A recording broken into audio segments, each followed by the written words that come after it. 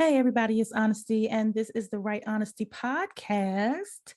And last week, we had the pleasure of doing Personal by Alexandria House. This week, we are going to mash up the McClains into one big episode. But before we get started, Attorney General, how are you doing? I'm fantastic. I'm doing better too. I know we talked yesterday over text and I was in a bad mood. Yes. But I'm Yes. feeling better today, even though better is relative. So considering my situation, good is not going to be for a little while, but I'm feeling better. You had a Snickers bar. I had a Snickers bar and some wine. And something Wine and chocolate. I like it. right, I like right. it. That's right. We didn't stop there, but that's where we And then started. of course you trolled your readers Oh, on okay. Facebook because Hmm. you had a mean and evil moment this morning and decided that we should all suffer with you. So What? yes, I'm standing up on behalf of the oppressed. I got y'all back. I am here for you. So what happened was Rude. um I just learned how to do Kindle, what is it? Kindle quotes. Quotes. Mm-hmm. Um and so I was like, oh, that's cute. And then I was like, well, what quote should I use from my book? Oh, and that was the one. That was the one. Nobody, y'all. That was the one she decided to land on. The word, the quote, the piece that ripped all of our hearts out. Nobody. It ripped mine out too. Oh, don't tell me lies, okay? Don't pee on us and tell us it's raining. Oh my Lord. Okay? Please. Insult my intelligence. Goodness It hurt gracious. me too. No, it did. It was very, I was Whatever. crying. Y'all don't Oh, care about me. please. Y'all just want No. me to finish the book. No, That's what I we know. don't. You're right. Yes, we don't care about you because I don't believe you. I don't believe I it. I did. I believe promise you.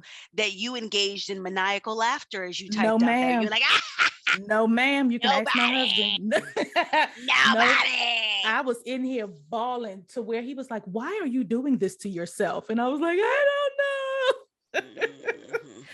Fully sobbing, especially the scene, Mhm. Kevin's last scene, child. Woo, I was a mess. Well, now, no, that's different. That yes, I understand why that scene would have taken you there, but the jury's still out You on see whether I nobody believe as you. different. No, I Yes, felt bad yes. because I wanted them to be together, and I was like, oh my god. Y'all hear this? Y'all hear this? You're listening, right? I was I writing it like a wanted them reader. to be together I as she did. ripped them apart for a year, y'all. A year. 365 days and counting. But she wanted them together, y'all. I did. It's just the way the story had to go. Whatever.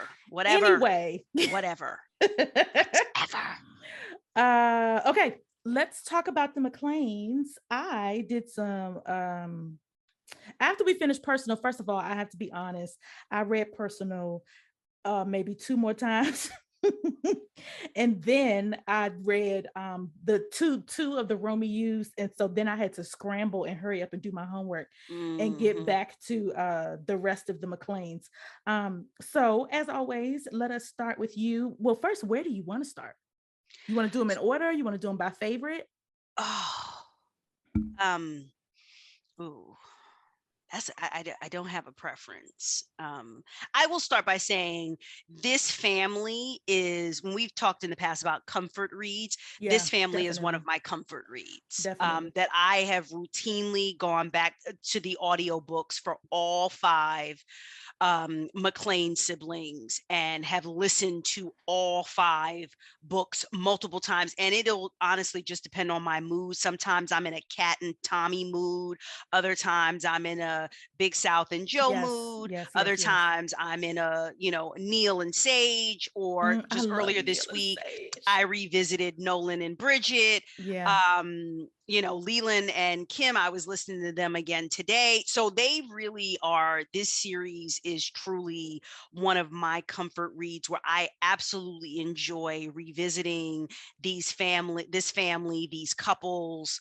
And each one is very distinct. And what I will say is, because I read them all when I first got introduced to this family, I read them all back to back to back, right? And Yeah. I don't know the timing between each one for A House in terms of when she was putting them out. It was clear, right, that in terms of sequence, Big South's book came first, then Leland's book came, then the twins, and then right? Kat, yeah, Bridget, I then think. Neil. Bridget and Nolan, then Neil and Sage, and Kat was the last one. It looked like. But I loved how, and look, anyone that has siblings know that we're not, just you and your siblings are not identical. You're not copy and paste, right? You grow up in the same household. Everybody has a different personality and they interact with the world differently. But I did think to myself, because I read them back to back to back, I very much appreciated that each was very distinct. Yeah. While there were the family parallels and some personality parallels, everyone's story was distinct. It never felt like, oh, did she just, this, she done copied so and so story and just kind of changed the name and the location and so on and so forth. Everyone truly had their own story. And so being able to read them one right after the other, it really was visiting each member of the family, where you would see certain family members over and over. Uncle Lee Chester, for example, Aunt Ever, for example.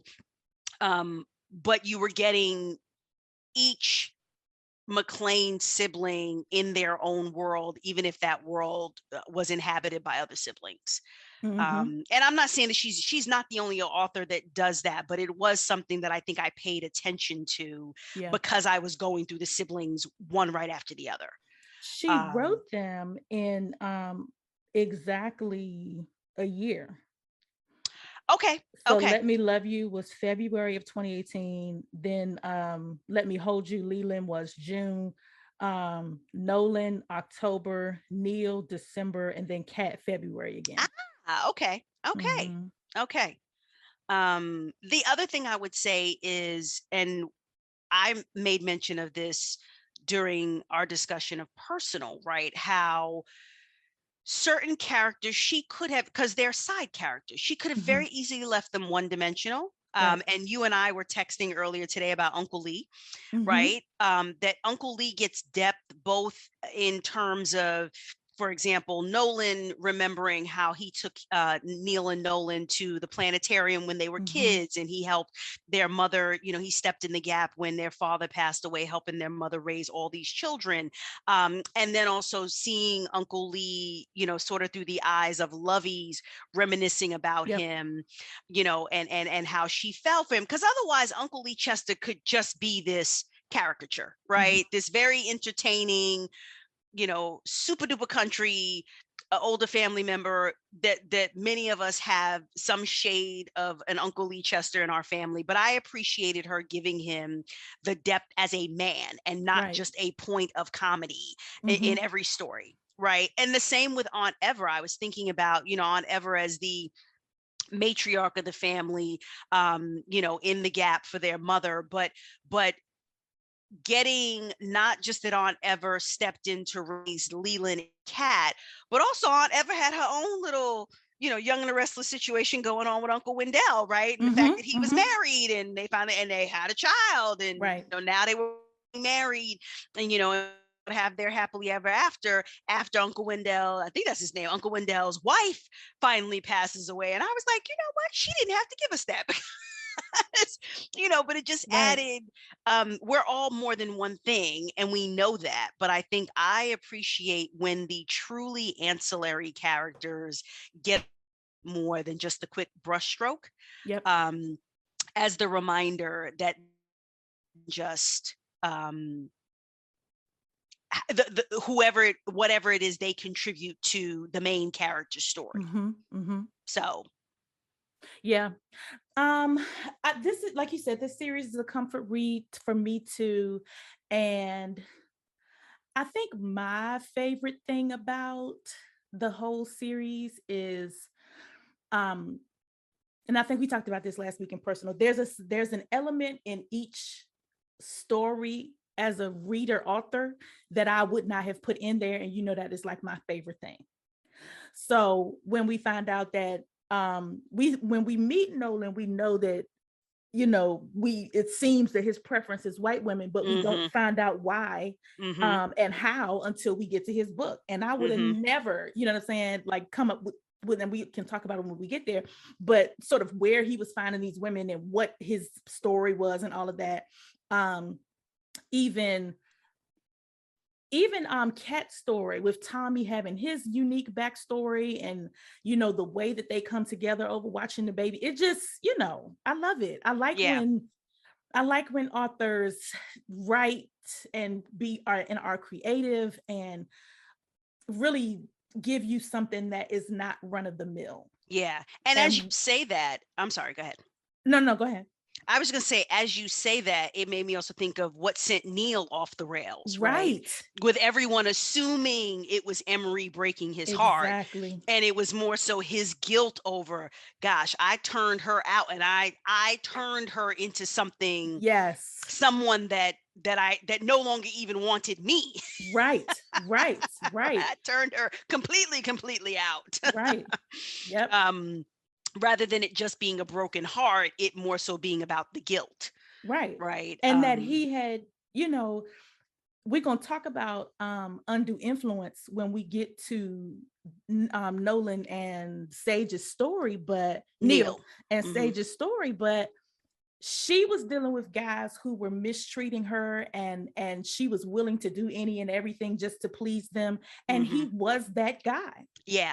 Until it backfired on him. And so they really did, they didn't have the same issues, but had it not been for him getting help and for her having the support system around her, although she was still fucking with that asshole, and I'm quite glad that he got what he had coming to him. Yeah. But had time and space not done what it did, they could have been locked in that same orbit. Yes. And on that same trajectory. Had things not turned out differently. So I like the fact that he was reformed and she was healing, and they just happened to meet at a time that worked for both of them. Yeah. And each, the drama in each story was different. Yep. Right. So with Big South, it's the X's on both sides. Yes. Right. With Leland, it's Armand. With, Nolan, it's Bridget's mother and also and Nolan's past, right? Coming back to bite both of them, their past coming back to bite them in different ways. And all that. Yes. With Neil, it is both, again, it is X's, but it wasn't copy and paste of what happened with Ev and it was much Joe. more about them than it was about their exes. Exactly. Everett and Joe, it was about the exes. This woman is hiding in the closet watching them have sex. This man crazy. But for Neil, for Neil and Sage, it was, I am reeling from what happened with my ex. Yes. Yeah. Yes. And I'm battling with Sage, I'm battling my insecurity so that when Emery rolled up and said what she said, that was just it sent her into a tailspin again. And then with Kat and Tommy, it was just the thing over the being together in, right? And are we doing this? Or are we not doing this? Right. So Tommy's guilt over it being hidden and his resentment, Kat not being officially divorced, and her trying to get Wayne to sign the papers and then finally putting her foot.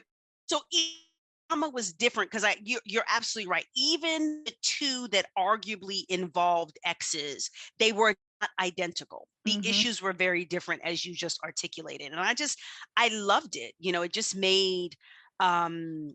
It just made enjoying these stories just that it was just a richer experience. They were distinct, right? You could see where they were family, but you could also see where they are their own individual people, even the twins, right? And I think taking the time to really flesh out how they had become, kind of maturing into their own identities, but still being close, and then being to the point of like enemies, right? Like two fighting cats every time they're in the room together, and seeing that dynamic start to heal. with Bridget really pressing the issue and Neil finally going and so on and so forth. So yeah. And if I'm not mistaken, I think this is her breakout series. Um, the Strickland sister, when I started yeah. reading her, I think I started reading her when the third Strickland sister had, no, I guess that can't be right. I think I don't think they were all out when I started reading them. I Okay. don't. I think I started reading her when the third Strickland sister was already out.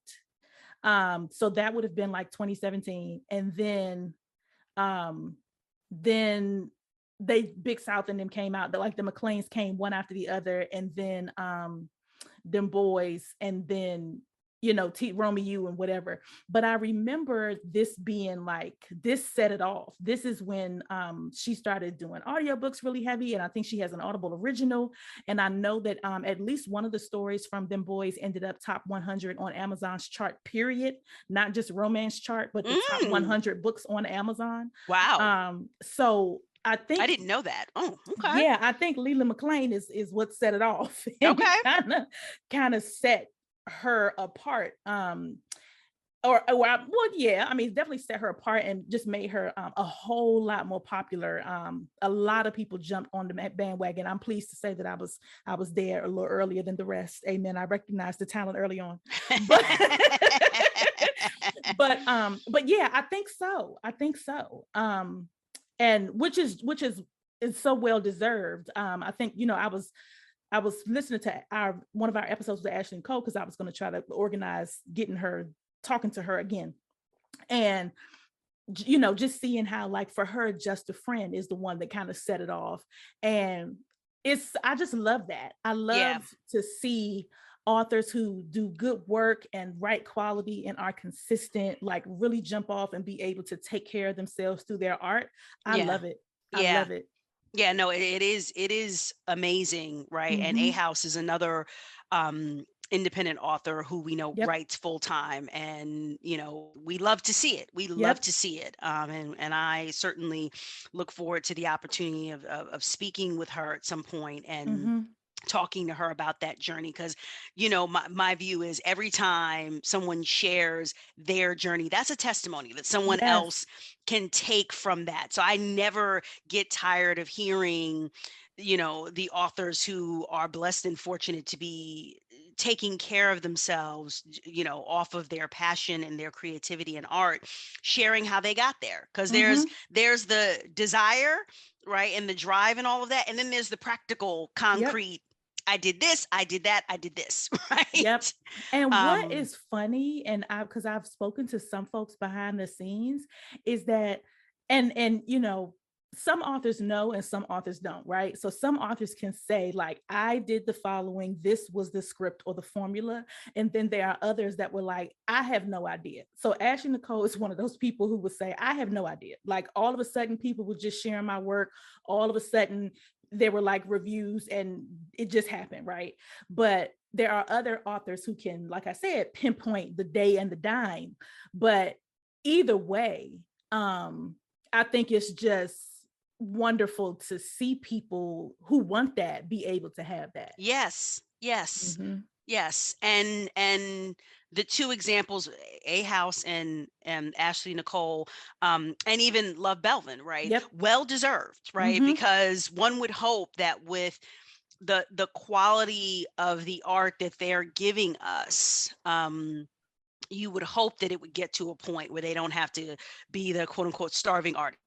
It's more so it's juggling, 2-3 full-time jobs and and this. So yeah, no. And it makes sense that this series set it off. This series is just, it really is in a class by itself. Oh, absolutely. It's in a class by itself. So absolutely. Okay, so let's jump in. Let's go ahead and start with, I'm gonna start with let's start at the beginning. Okay. I was going to start with my favorites, but let's start at the beginning.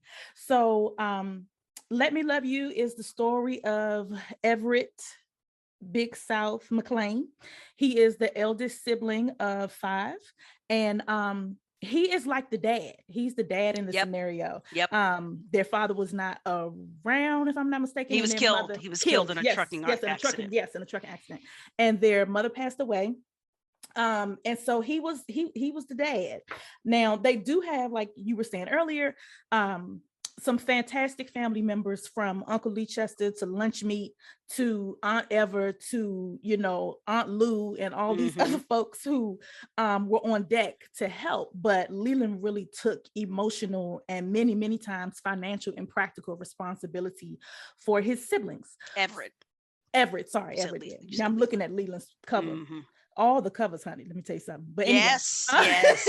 Yes. So when we meet Everett, he is at the top of his game. He is a multi-platinum. I don't know if she mentions it, but that's what we ought to understand. Maybe even a diamond level rapper with all of his hands in a whole bunch of pots and businesses and albums out the wazoo, and one of the most respected. During the book, he gets an honorific, a recognition award that's not just a Grammy, but it's like a achievement kind of award. And because he's been in the game and he's done it well. Yes. He happens to meet Jo, who is, unbeknownst to him, the wife of a quote unquote rival rapper, but they're not really rivals because Big South is so far beyond him. The conversation about them being rivals is laughable, but yes, it is more about, Joe's ex wanting to start trouble because he wishes that he was with her, even though he was the one to fuck up. And so when he sees her finally move on and be happy, he wants to throw a wrench in it. And he's a little bit delusional because he also has the expectation that while he has married someone else, she will not be with anyone else, waiting for him to divorce his current wife potentially at some point. It was just all about control, right? It was all about control. It's like, yes, there was. What the fuck is wrong with you? Yeah, it was. Yes, he on some level he wanted her, but more than anything, it was I just don't want anybody else to have you. Boy, if you don't go sit down somewhere. Yes. So she and Jo and Leland fall into Everett. Oh, Jesus Christ, I keep saying Everett. Jo and Everett fall into a fast attraction and courtship, and he's looking for what she has to offer. Yeah. So she is a gentle spirit. She's a sweet woman. She is a beautiful little girl, and he likes her attitude. When she meets him, she throws something at him because she says he's being disrespectful. And so really the issue, like we said earlier, is not with them. All they want to do is love each other and be in love. Yes. It is outside forces who are jealous and wish that they were in the other one's shoes. So just like Jo has an ex, we said earlier, Everett has an ex, and his ex is a supermodel. With his ex, he has one daughter, and in that whole, they divorced because she cheated on him, but there's also a secret that we don't find out until the end that he's known all along. So by the end of the book, the two exes, or the tangents to the exes, conspire, trying to embarrass Jo and keep them apart. But of course, it doesn't work. So Attorney General, when you left this book, if you can remember all the way back to when you first read it, how did it hit you? What did you take away?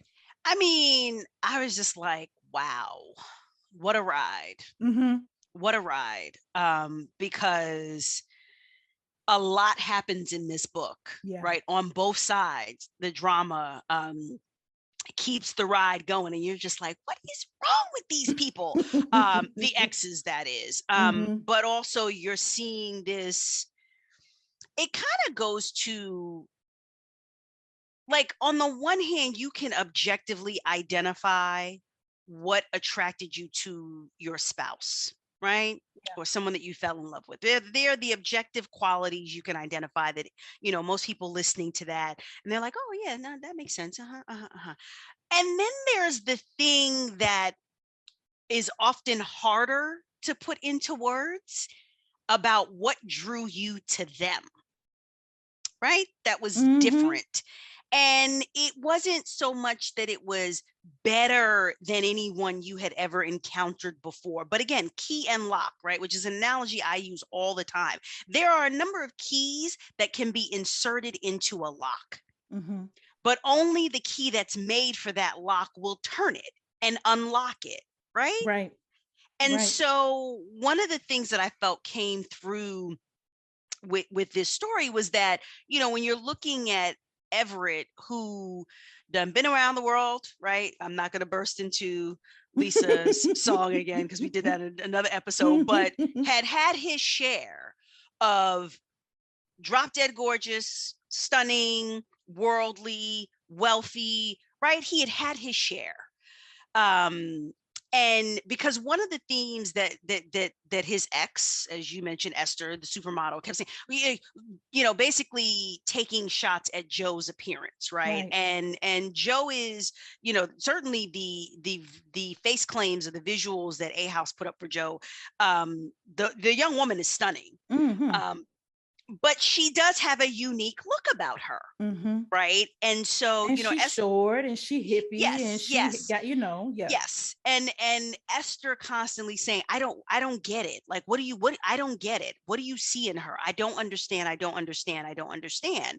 And I just thought that, and again, he gravitates to this woman that already has a child, you know, before he knows who her ex-husband is.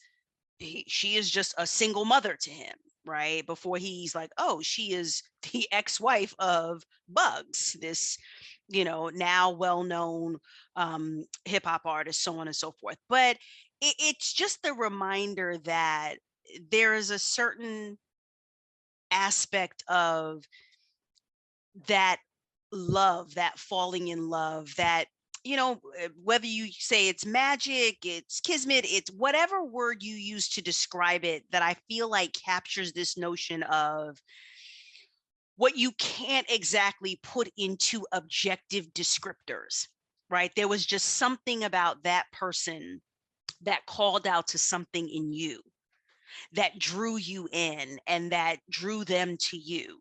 And you both responded to that. And I felt that very strongly here, and maybe also in Leland and Kim's book, right? This notion that there was just something that drew the two of them, again, setting aside the objective descriptive characteristics that they could both point to about why, you know, this person is a catch, that person is a catch. This notion of you love who you love.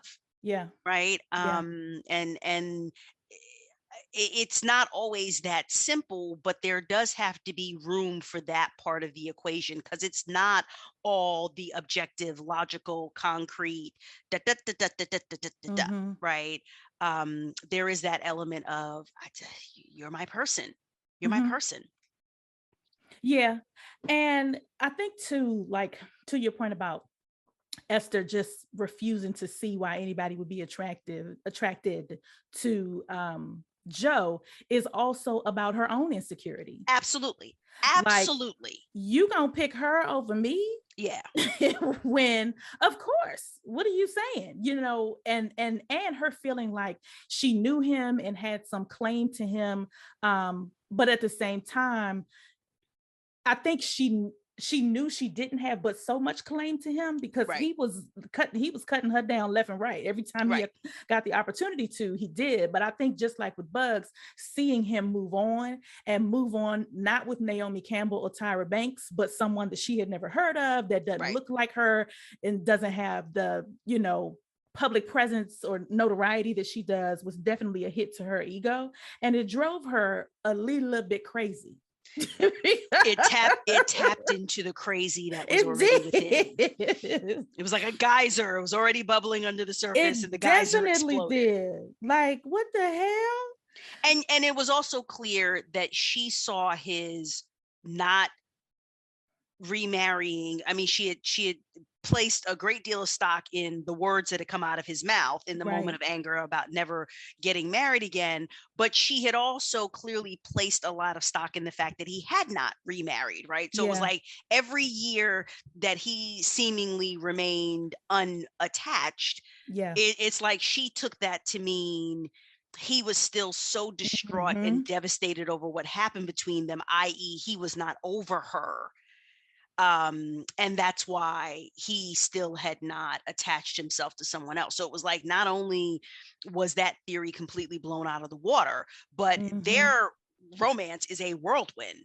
right? Right. Truly a whirlwind in terms of from the first time they meet to when they are married, and she's knocked up for the first of umpteen times, because it seems like Joe stays pregnant as we Right. continue to see her in the different books. Joe stays popping out another baby. Um, Her but it was and like, Renee, Zoe's wife, have a baby a yes, day. yes, that was another like, so we're on which child number are we Right.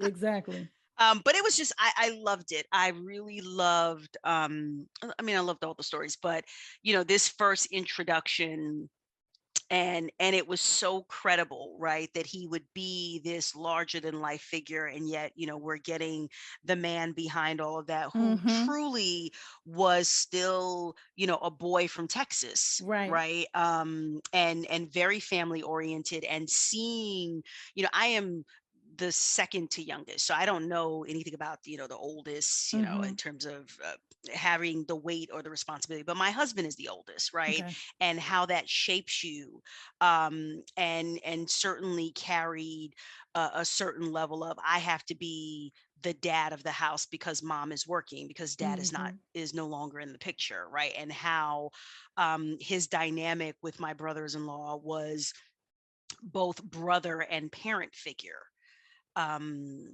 and how that impacted both him and his brothers, Mm-hmm.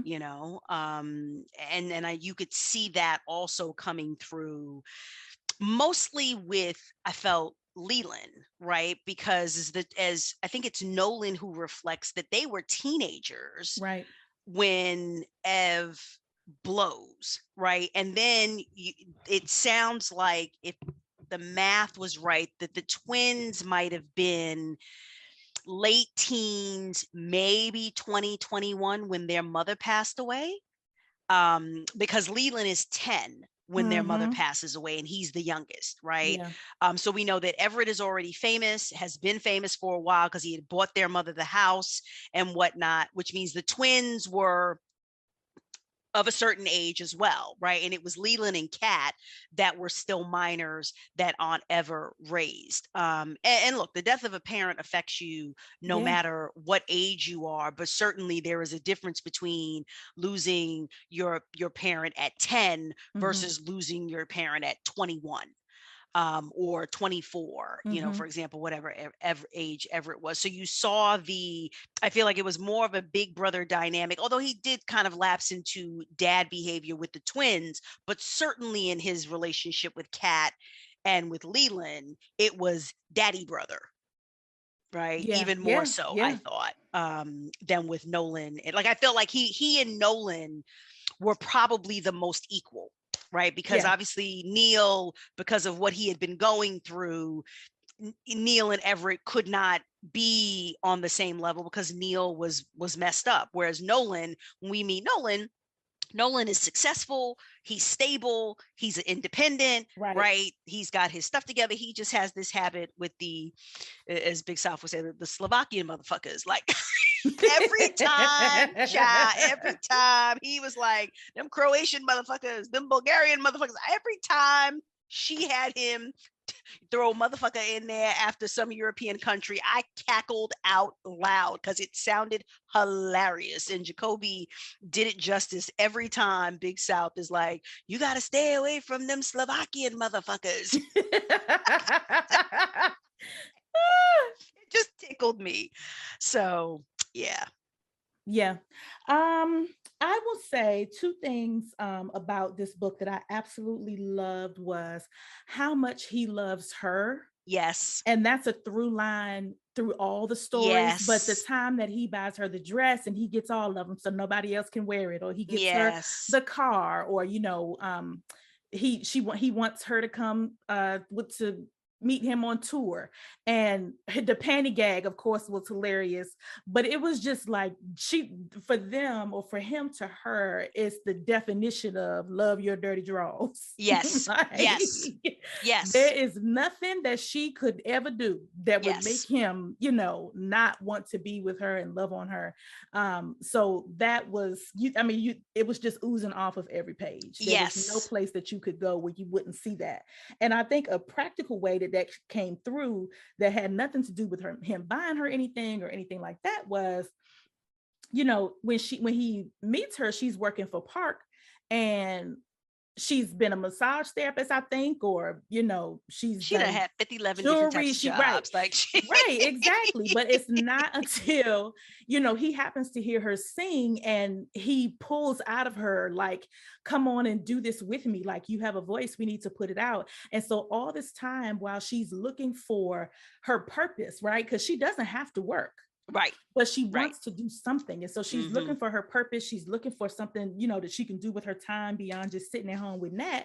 Mind you, she was with a nigga who could have took her to the studio. Yes. But he was focused on himself and cheating and Yes. whatever else. And so it's not until she meets Everett that he's saying to her, no, this is something that you have to share.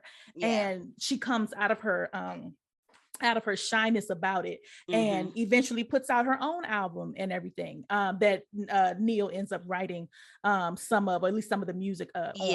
So even that was just an example of how, you know, like you always say, lock and key, when a person is for you, they're for all of you. Yeah. They're not just for the parts of you that benefit them. And for her and Bugs, that's what it was. You know, she was good for the things she could do for him.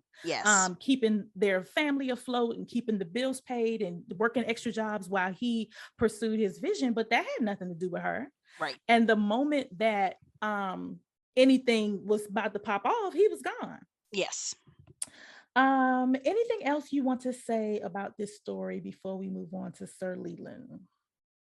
No, I mean, other than the pineapples, right? Oh, which yes. It's like, even though Bridget is the queen of the pineapples, but this was, you know, it was this story where it was like the pineapples, and I think many of us were like, oh, is that so? Oh, that's a thing. Okay. All right. I'm gonna get some pineapple juice, some cut up pineapple, some fresh pineapple, some squeezed pineapple. Yeah. Yeah, I actually had heard a friend talking about it, but didn't believe her until I read this book, and I was like, let me Google it to see. And yeah. Get them levels up. Get the levels up. The levels. I love anytime a woman can't cook. I'm fine when women can, but I love when they can't. Because this goes back to me to the show Amen, where Thelma couldn't cook. Yes. And it just gets you a little bit away from the stereotype that women, but specifically Black women, have to be queen of all domesticity. Yeah. In order to be useful, or that's a prerequisite for, you know, a man taking interest. But she could not cook, and she was not interested in cooking. And as far as I can remember, not through the whole series did she ever decide. Never. He's like, baby, we gotta get a chef, because this ain't working. This ain't working. I hope let us find one, because it won't be me. Yes. So this book was the introduction to the whole world. Trying to get my mic and my chair together. The introduction to the whole world and to the McClains, and it is rightly, I think, the most popular, because South really set the stage. Yes. He really set the stage for and it was a high bar. Yes. And she delivered. That she met every time. Every subsequent book. Every time. Which is hard to do, because it's 5 of them. Yes. The only other thing I would mention is he was as in love with Natalie as he was with Joe. Right. That was also very, very beautiful and sweet to see, because it happened instantaneously, right? That he was just crazy about this little girl. And that was his child, right? From before he proposed to Joe, that was his child. And he just fully took her in. And it has made me think of 2 examples, one a little less current, but it stuck with me. Irv Gotti and his ex-wife. And I will never forget, it might have been when he had his show way back in the day, or it was during an interview, but his ex-wife had a daughter when they met, Angie. And I will never forget Irv Gotti talking about falling in love with this little girl the first time he met her. And he was just like, I fell in love with her. Yeah. And she became mine in that moment. And listen, we all jammed out to different Murder Inc. songs, but I was not like, oh, Irv Gotti, I love you. I follow everything you say. But that, wherever I saw that clip, I have not forgotten that, because that was easily 10, 15 years ago, easily.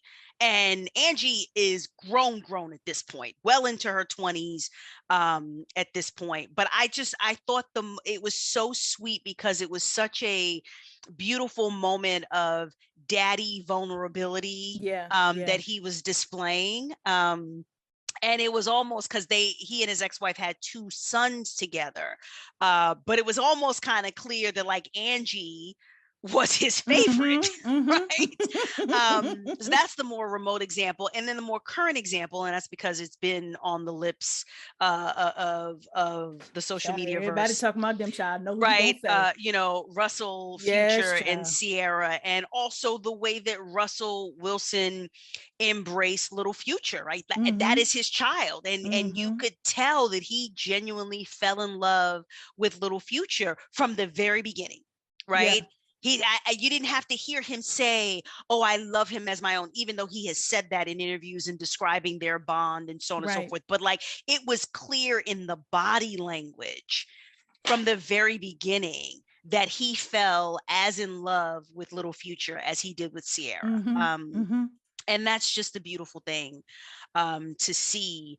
And I thought that absolutely came through, jumped off the pages, right? In terms of how Everett felt about Natalie from day one. Yeah. Just all I agree. Even to putting a mask on and going trick-or-treating with her. Yes. Which he was all in. He was just all in. Like, would have been way dangerous if for whatever reason that mask got knocked off. Yes. But I mean, he wanted to go. He didn't stay home. He didn't wait. He didn't surround it with bodyguards. He didn't create some pretend trick-or-treat street. They went trick-or-treating. Yes. Because this is what she wanted to do. Yes. So, and then of course her cursing after him. So everything was just too sweet. And I think that's why the craziness of the exes, even when Joe, we see her kind of grieving and him eventually coming in and saying, okay, baby, like we got to fight, I didn't fall into despair with her because the rest of the book was just so sweet. Yes. And you knew that that she, obviously because it's romance, but that it was going to be okay. But I was like, girl, I can't even be sad with you because I'm just so happy for you. Right. Right. You would you said, you thought to yourself, we know you're going to pull through this, of right? Course. You have this support system, we know you're down, but we know you're going to get up, and you have this amazing man and family that you have made again, right? With Joe, it was, her and Bridget and Miss Sherry, right. This family that she had made, and now knowing that she was being embraced by this even larger and tight family that right, even in Leland's book, when he flies out to Natalie's birthday party and he's flying out there because it's his 3-year-old niece's birthday party, and damn it, he's gonna be there because it's right. It is what it is. He's gonna be there for his 3-year-old niece's birthday party, and Unc done flew out to man the barbecue grill. Like, this is just how it goes. It doesn't matter if it's a 3-year-old. Right. This is what family does. So no, it was just so beautiful. And towards at the wedding, when we as we find out more about her family and some people in her family show up, even that he makes it clear to her that you've got me. Yep. You got me, you got the rest of us. We gonna make our own family. Don't even worry about it. Yep. So exactly. So sweet. Yes. I just read it and I already want to read it again. Okay. Next on the list is Let Me Hold You. And I can finally say the word Leland and mean Leland. Yes, please. Leland's story. You want to do this recap or you want me to? I'll take it. Go ahead. I'll give you a break, mistress. So Leland's story is, he is the youngest of the McClain siblings, NBA superstar, 27, has always gravitated towards older women. Not really surprising considering that he was raised by his Aunt Ever, who he clearly loves to the moon and back. We also learned that he was the one that found their mother when she had her heart attack. And obviously, that clearly traumatized him. And again, this is one of those, sees Kim Hampton and is drawn to her, right? Not just attracted to her, but drawn to her, and doesn't really know why, because yes, she's beautiful, but Leland is in a position where beautiful women are a dime a dozen. And it's unfortunate that Kim happens to be the mother of probably one of the few people in the league with whom Leland has beef, Armand Daniels. And so they act on this attraction. Kim is 8 years older than Leland at 35, and she was a teen mother to Armand, having had him at 15, and they begin this secret love affair, where candidly Leland is the adult and Kim is the kid for a large portion of the book. And there are reasons for that, and I think we understand why. But Kim, coming from an abusive background where literally every man that she dated, while both before she got pregnant and all the way until she stopped dating entirely, she attracted men that physically abused her. And so the dynamic, as we talked about with Personal, that developed between her and her son was he is protector and sometimes aggressor. And Kim,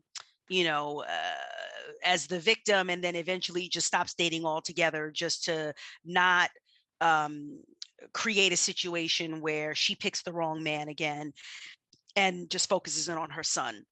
Yeah. And so, things obviously explode because they're sneaking around. Leland is getting tired of sneaking around.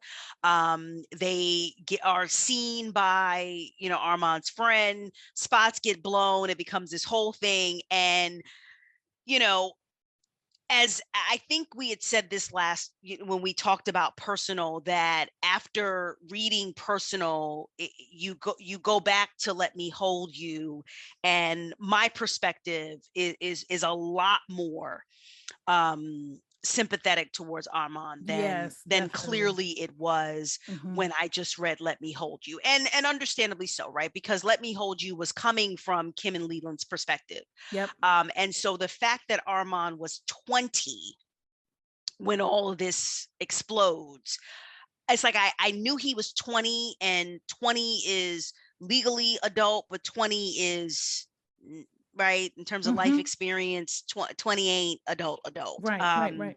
And then realizing that the dynamic that had continued to persist between Kim and Armand was still this: we are peers, and or I am intimidated by you. And so that dynamic was unhealthy before Leland comes in the picture. It just continues to be unhealthy. And clearly it doesn't start to heal and move towards being healthy until almost a decade later, when we see Armand and Ella coming together, and we get flashes of what could possibly be healing between Armand and Kim, right? Because obviously the way he does Kim when he finds out about Leland, locks her out of her house, has her car repossessed, fires her. He goes completely off. And I think when we, all of us reading that book, it was like, yes, we know you watch your mother being abused and you had to defend her and how that must have traumatized you, but you, sir, are a waste. And we want you gone. We want you out of the picture completely. You're 20, and even she says, he's grown. And it's just like, yeah. He's legally an adult, but grown is questionable. Yeah. So it was a great story because it was a great story for a myriad of reasons. There was no singular reason that it was a great story, but it's just, seeing the flip in the dynamic, because Kim is the older woman, but Leland is far and away more mature, right? But Leland's burdens are different. Leland's baggage is different from Kim's. And obviously there are a couple of moments, right, when we find out that the man who, when they first go to Shamar's house, right, the little boy participated in the program, Yes. right, that Kim's reaction was because she used to date this man and he whipped Right. her ass, and now Right. he was beating on another woman and terrorizing her children and being triggered by that. And then of course he comes back later on in the book and, you know, fires shots at them, and you know, but also the reveal that Armand had gotten physical with Kim several times. And it's like, Right. oh, Lord have mercy. It's like you already didn't like him. But once you hear that he had gotten to the point where he would lash out and hit her, and actually hits her in this book in real time, Right. you're like, He throw the knocks whole her boy. over. Yeah. Yeah, yes, he pushed her. He pushed her and she fell and hit Right. her head. That's actually what happened. But still, right, it's assault. Period. He Yeah. got physical with his mother. So you're like, throw the whole boy away. Throw him away.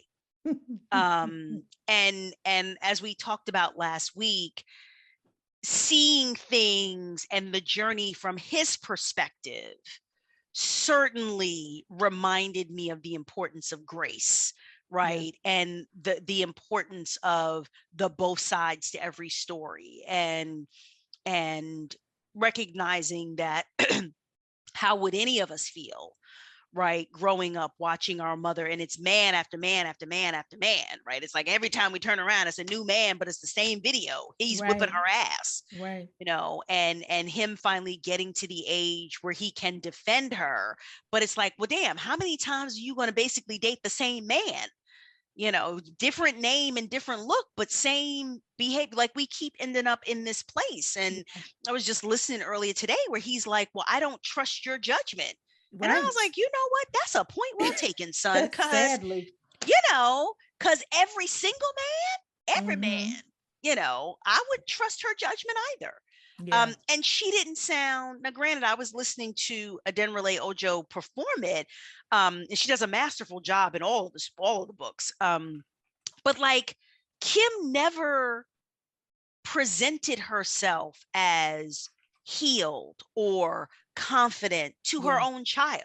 Yeah. Right. And so it made it very easy for him to stay in that dynamic because she didn't do anything to change the dynamic. Right. There was no reference to them going to therapy either together or separately that I remember. Or if there was, it was a passing one and it sounded like it didn't stick. Maybe that's what it was. But even the way she talked to him about wanting to date at some point, wanting to move on, like she sounded like she was the kid and he was the parent. Yeah. Yeah. So the dynamic was going to continue to be the way that it was because she wasn't, in my opinion, doing anything to try and change it. She just avoided him. Well, and I wonder how, you know, much of that avoidance was just guilt. Yeah. Like, I know why you're this way. This is why I don't, and I think either she hadn't to that point or maybe had only once called the police on him. She knew what his history was. She knew that it had to do with the headspace that she was in while he was growing up, and him kind of taking on this caregiver, you know, or protector role of her for her, that, you know, it was kind of like which to me, Red, is completely true, because we do it in families all the time, that if we know why somebody is like that, we are much less likely to demand that they get help. Yeah. Especially if we have something to do with it. Yeah. Yeah. And so it kind of was like her being like, okay, Armand, you know, what I'm gonna do is stay out your way. Yeah. Like, you know what I mean? Yeah. And thank you for the place and for the job and, you know, whatever. But she was a little bit like held hostage to her guilt because it kept her from really getting with him and figuring out the future of their relationship. And it kept her from having like meaningful relationships of her own, because I think the only one she had was Sabrina. Is that her name? Zenobia, Sabrina, her cousin. Yeah. And in fairness, because if you have it, when you have a child at 15, when do you grow up? Exactly. Like, you grow up because you've become responsible for another human being, but when do you actually, Right.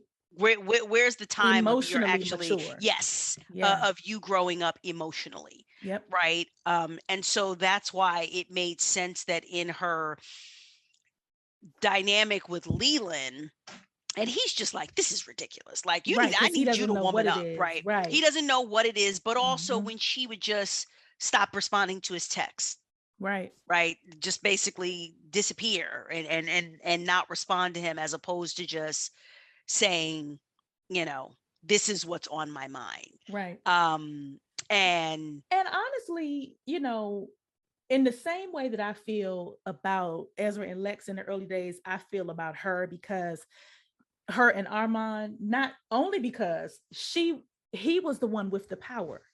Where was she going to live or work if she really upset this man? She didn't have a good relationship with her mother or her brother. Maybe she could have stayed with Sabrina, but how long would that have been? And how much space did Sabrina have in her house?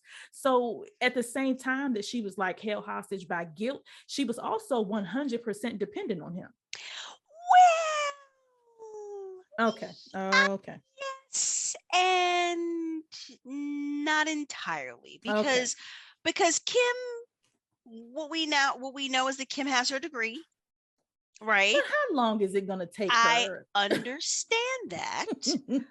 I guess what I'm saying is that Kim, when we meet Kim, she is no longer the teen mom, no education, no nothing, right? So I understand that he was taking care of her, but she was not incapable of taking care of herself. She had made the choice to let her son take care of her.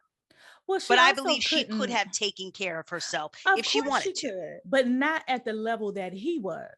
No, but that's different And from her being homeless. well, Like, no, she wouldn't yes. have been homeless, but I think like it's two things, or a couple, two, three things. Like, like she was choosing to let him take care of her, I think almost as penance.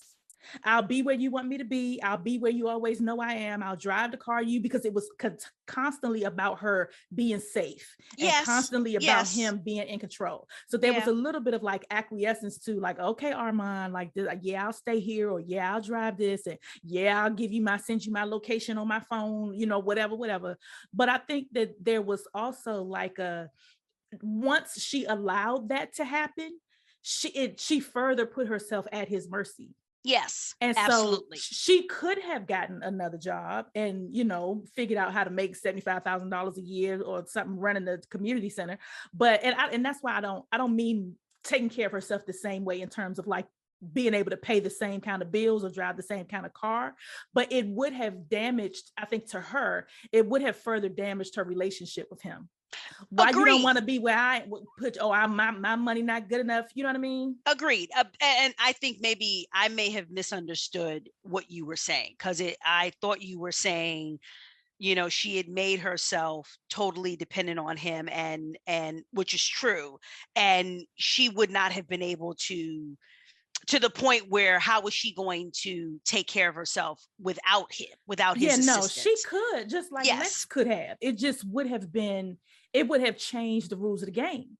Yes. And And I did and she I want agree with to? you Yeah. that it was more, it was less about, well, he has provided this very comfortable lifestyle, and more about, this is what he was. I spent As so many years making him uncomfortable that Yes, I can yes, do this to make him comfortable. yes. And this is exactly, and this was part of the dream, right? Part of him, getting Taking to the care of my NBA and mama. becoming, is to be able to Exactly. take care of his mother and make sure that she had the safety and security, that she could not seem to find on her own. Exactly. Yeah. Yep. Yeah. So my favorite parts about their love story, I love when he comes in to her office and he speaks to her vagina. Lil Kim. Lil Kim. And he stands at the door and she says something. He say, I wasn't talking to you. Yep. I said, oh. Stop talking And to Lil then Kim. she says something else and he says, shh, you interrupted her. I said, God damn it, boy. And then when he said, what was funny, he said, because when she's like, well, I don't want to do this anymore. He says, Little Kim said, and I quote, "You's a motherfucking liar." He got her together. He got her together. Yes. And I loved his, I think you do if you're raised by older people, right? Because our mom was raised by a baby, where he was raised by a very seasoned woman. Yes. And so he just had a different comportment.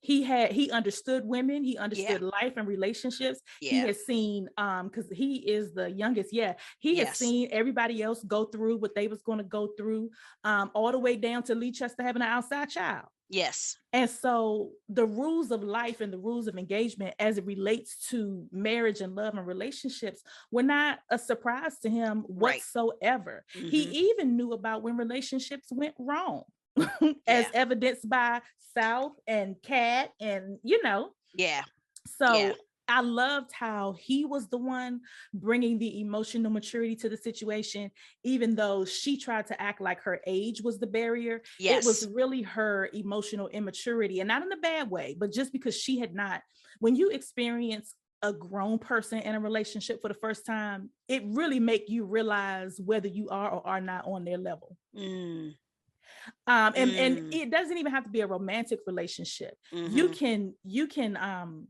like I remember one time I was in undergrad, and of course I know I'm grown. I'm in grad, I'm undergrad, I'm grown, 20, maybe one. Like I think I was about to graduate. And I've always been the kind of person that can cut you off. I can cut you off. It'll be like we never met.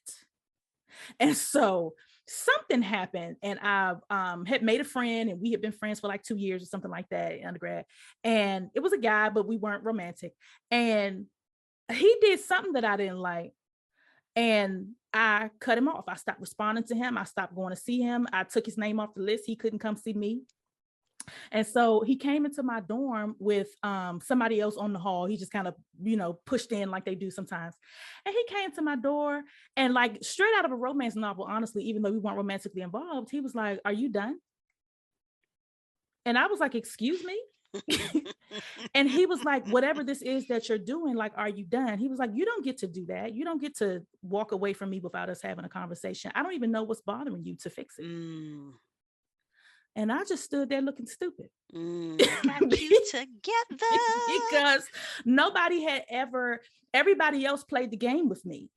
Everybody else did the back and forth and the not talking to each other and sending messages through the friends and showing up places but ignoring each other. He was the first guy that was like, "Hey, what's up?" Yeah. And I think that's what she encountered with him, because he does the same thing. Honestly, now that I'm thinking about it, he comes to her and he's like, "What have you been doing? Why have you been wasting this time?" Yes. Yes. And so their story is special to me. Yes, because he ultimately loves him some Kim, but their story is special to me because almost from day one, he will not put up with her shit. Correct. Because they don't even have an insta love. When they go through their back and forth about the little boy and his mother and why he isn't being picked up on time, because I think it ends up, doesn't it also end up, oh yeah, you already said that the boy's father is the connection, whatever. But from day one, he calls her to the carpet. Excuse me, that was not his daddy. That was his mama's boyfriend. His little sister's daddy. Sister, yes. But from day one, he calls her to the carpet. Yes. And it really, and she has to reckon with the fact that there's a part of my job that I'm not doing because of my own trauma. Yeah. And children are in danger. This woman is in danger. And it makes her, she always took it seriously, but it really makes her act in a way that I don't think she would have if he hadn't called her to the carpet like he did. Right. What about you?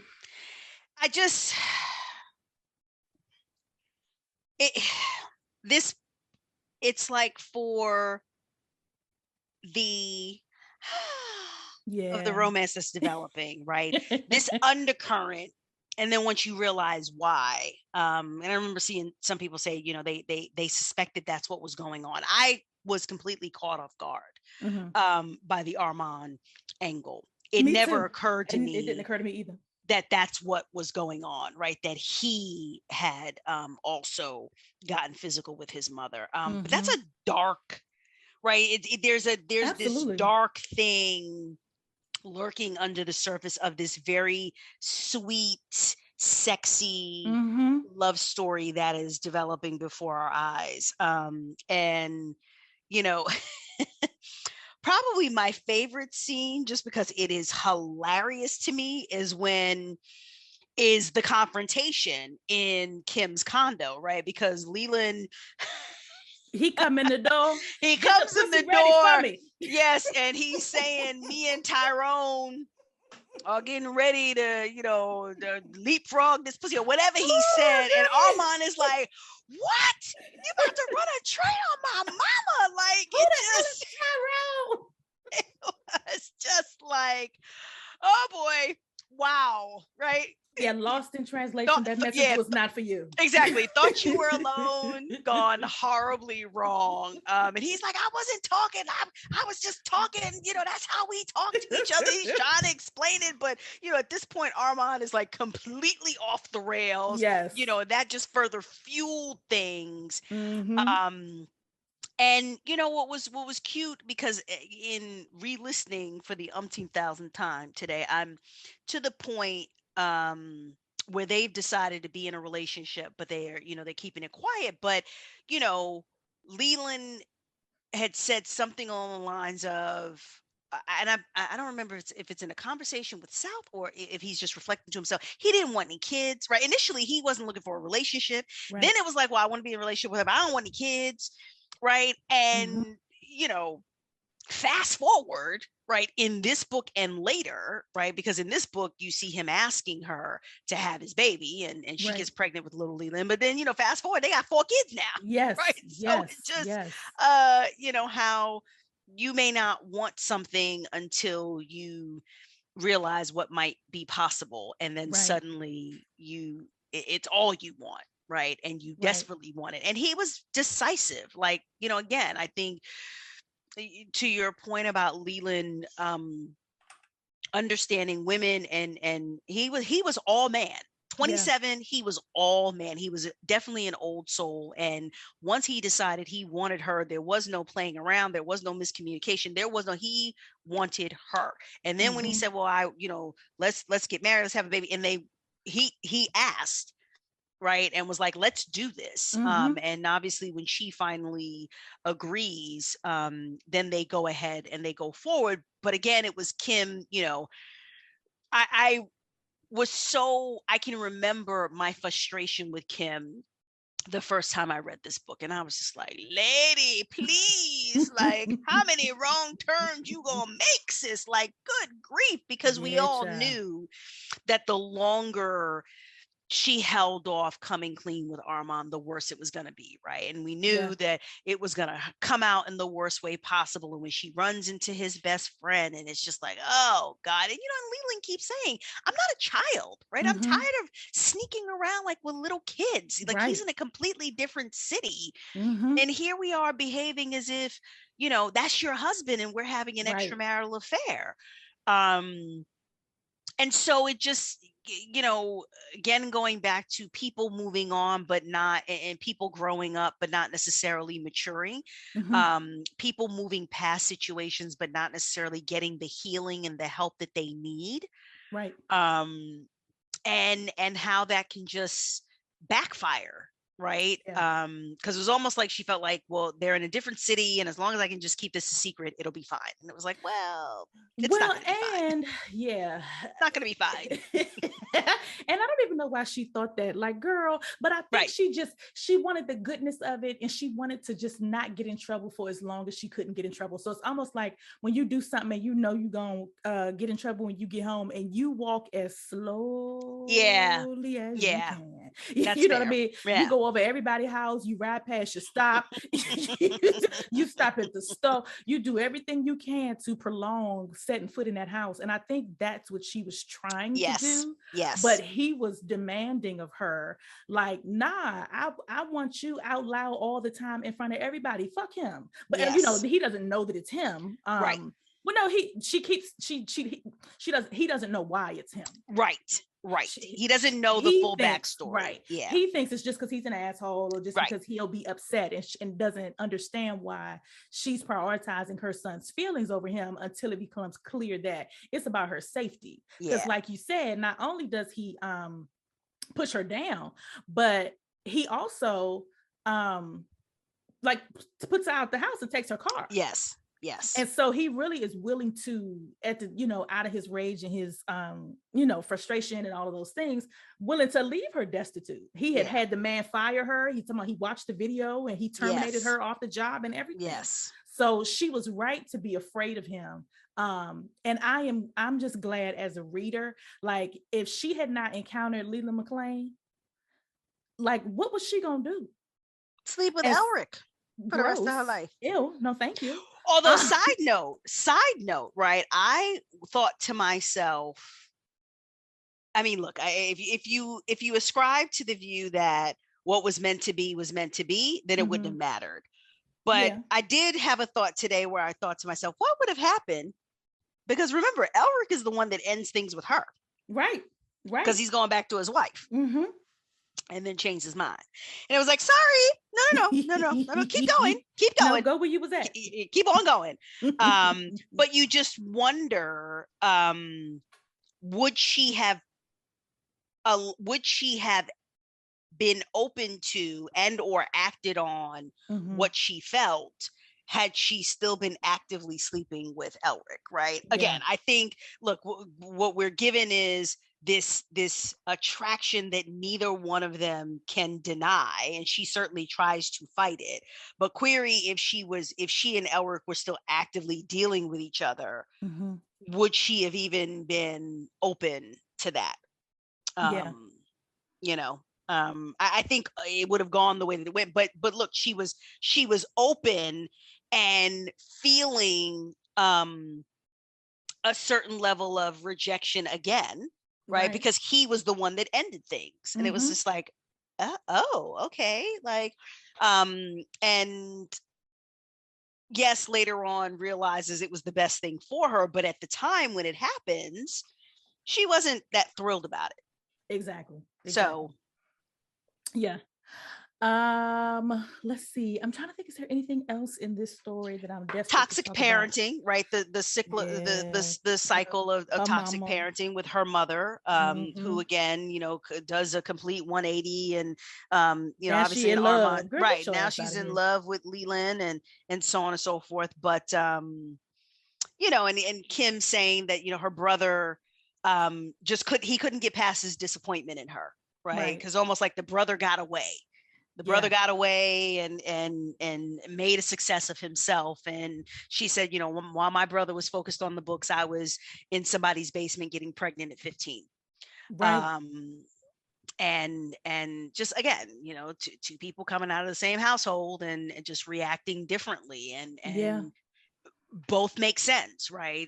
That you'd have one that would try their best to get away from that and be everything that is the antithesis to what they saw, and then one that unintentionally leans into that and just continues to attract that same dynamic. So that's the same video playing over and over and over again. So yeah. Let's see here. Trying to think. I don't think there are. Oh, one thing I do want to say is we also see the depth of his relationship with Leland really on display in this book. Everett. Jesus Christ. Yes. His relationship with Everett.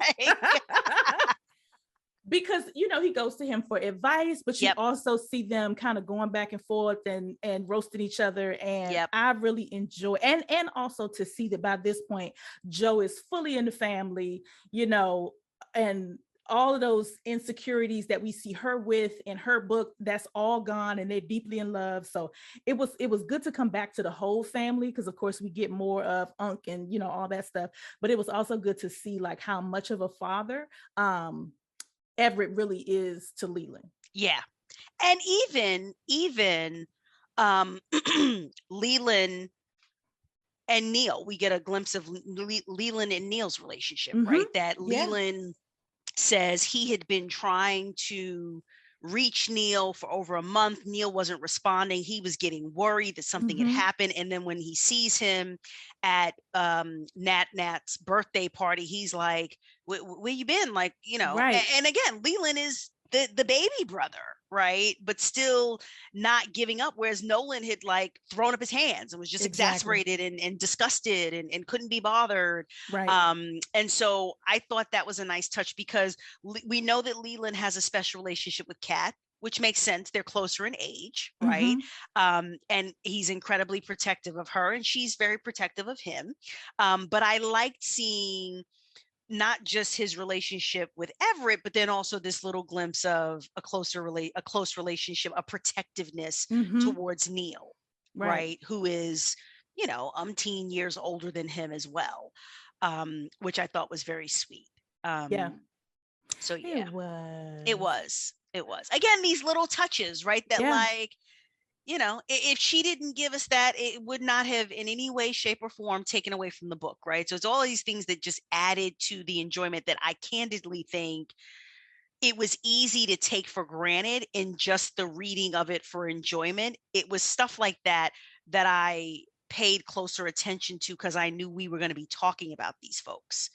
Right, that it was like, yeah, and this little touch here, and this little bit of zing here, and this little, you know, bit of magic there, right? That didn't, had it not been present, the story would not have suffered. But just grateful to her for those little things. Yes, ma'am. Let's go to Bridget and Nolan. This one, she said, I'm 50 shades of fucked up. Okay, so this one is Let Me Show You. Nolan is the twin of Neil, and he is what's the word I'm looking for? He's the consigliere, he's the money man, he's the fixer. He's that guy, but his I don't know if you call it, I was gonna call it Achilles heel, but it's probably not correct. His vice is these Russian and Slovenian and whoever kind of women. No, say it right. The Slovakian motherfuckers. Come on now. I didn't even say it without laughing. Anyway, he is he's the one that kind of pulls the back end of the family business together. Some parts of it, not all of it, some parts of it. And he has his own businesses. And but when we see him, whenever there's a woman on his arm, she is palm colored, as the children say on TikTok. And so, the other thing they call them on TikTok is 8.5 by 11s. But anyway, so you terrible for laughing. You terrible. Y'all, Adrienne has gone all the way back in her chair, hollering, laughing right now. Yes, I have. Oh my God. That's a good one. The children are terrible. That's what I want. Oh, that's a good one. But whenever we see him with a white woman, and everybody always roasts him. They call the women the wrong name. To their face, they're constantly making it known that they don't appreciate that he has a different woman on his arm. And I don't know which it is, or if it's both. That if it's that every time they see him, there's a new woman on his arm, one that he very obviously paid for her time, or is it that she's white, or is it all of the above?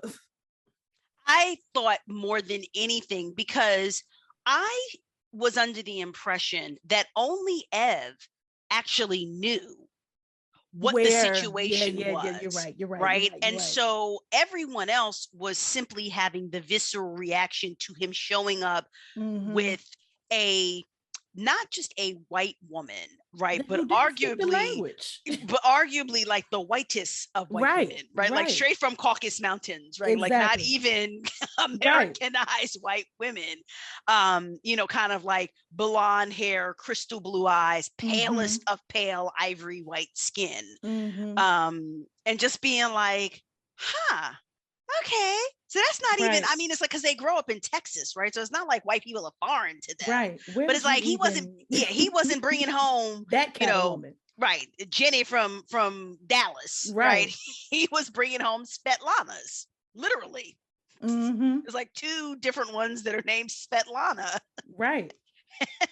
Everybody trying to figure it out. Yes. Yes. So that's his shame and that's his turmoil. But then there's Bridget, who is best friends with Joe, and they meet, if I'm not mistaken, in a group home. Yes, when they're teenagers. And yes, when they're teenagers. And Bridget also has stuff with her family, her grandmother and her mother, and it's just all a shit show, to the tune of, like I've said when we started, her saying that she's on Prozac and that she is 50 shades of fucked up. And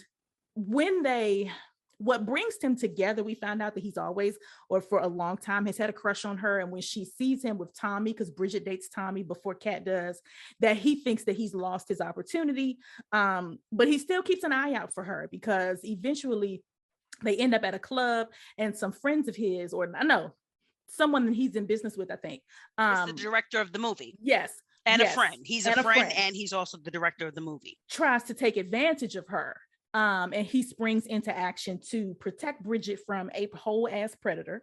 And out of that, he takes her to his home, and out of that, they start to form this bond in this relationship that I think was super sweet. But also, I think their relationship was the funniest to me, because there are a couple moments where I'm like hollering, laughing. So first, because he don't know what a quickie is. Right. And then he keeps calling it the wrong thing, a speedy, a shorty. Yes. Yes. And she keeps saying, no, babe, it's quickie. Just, okay, come on, it's quickie. Right. Right.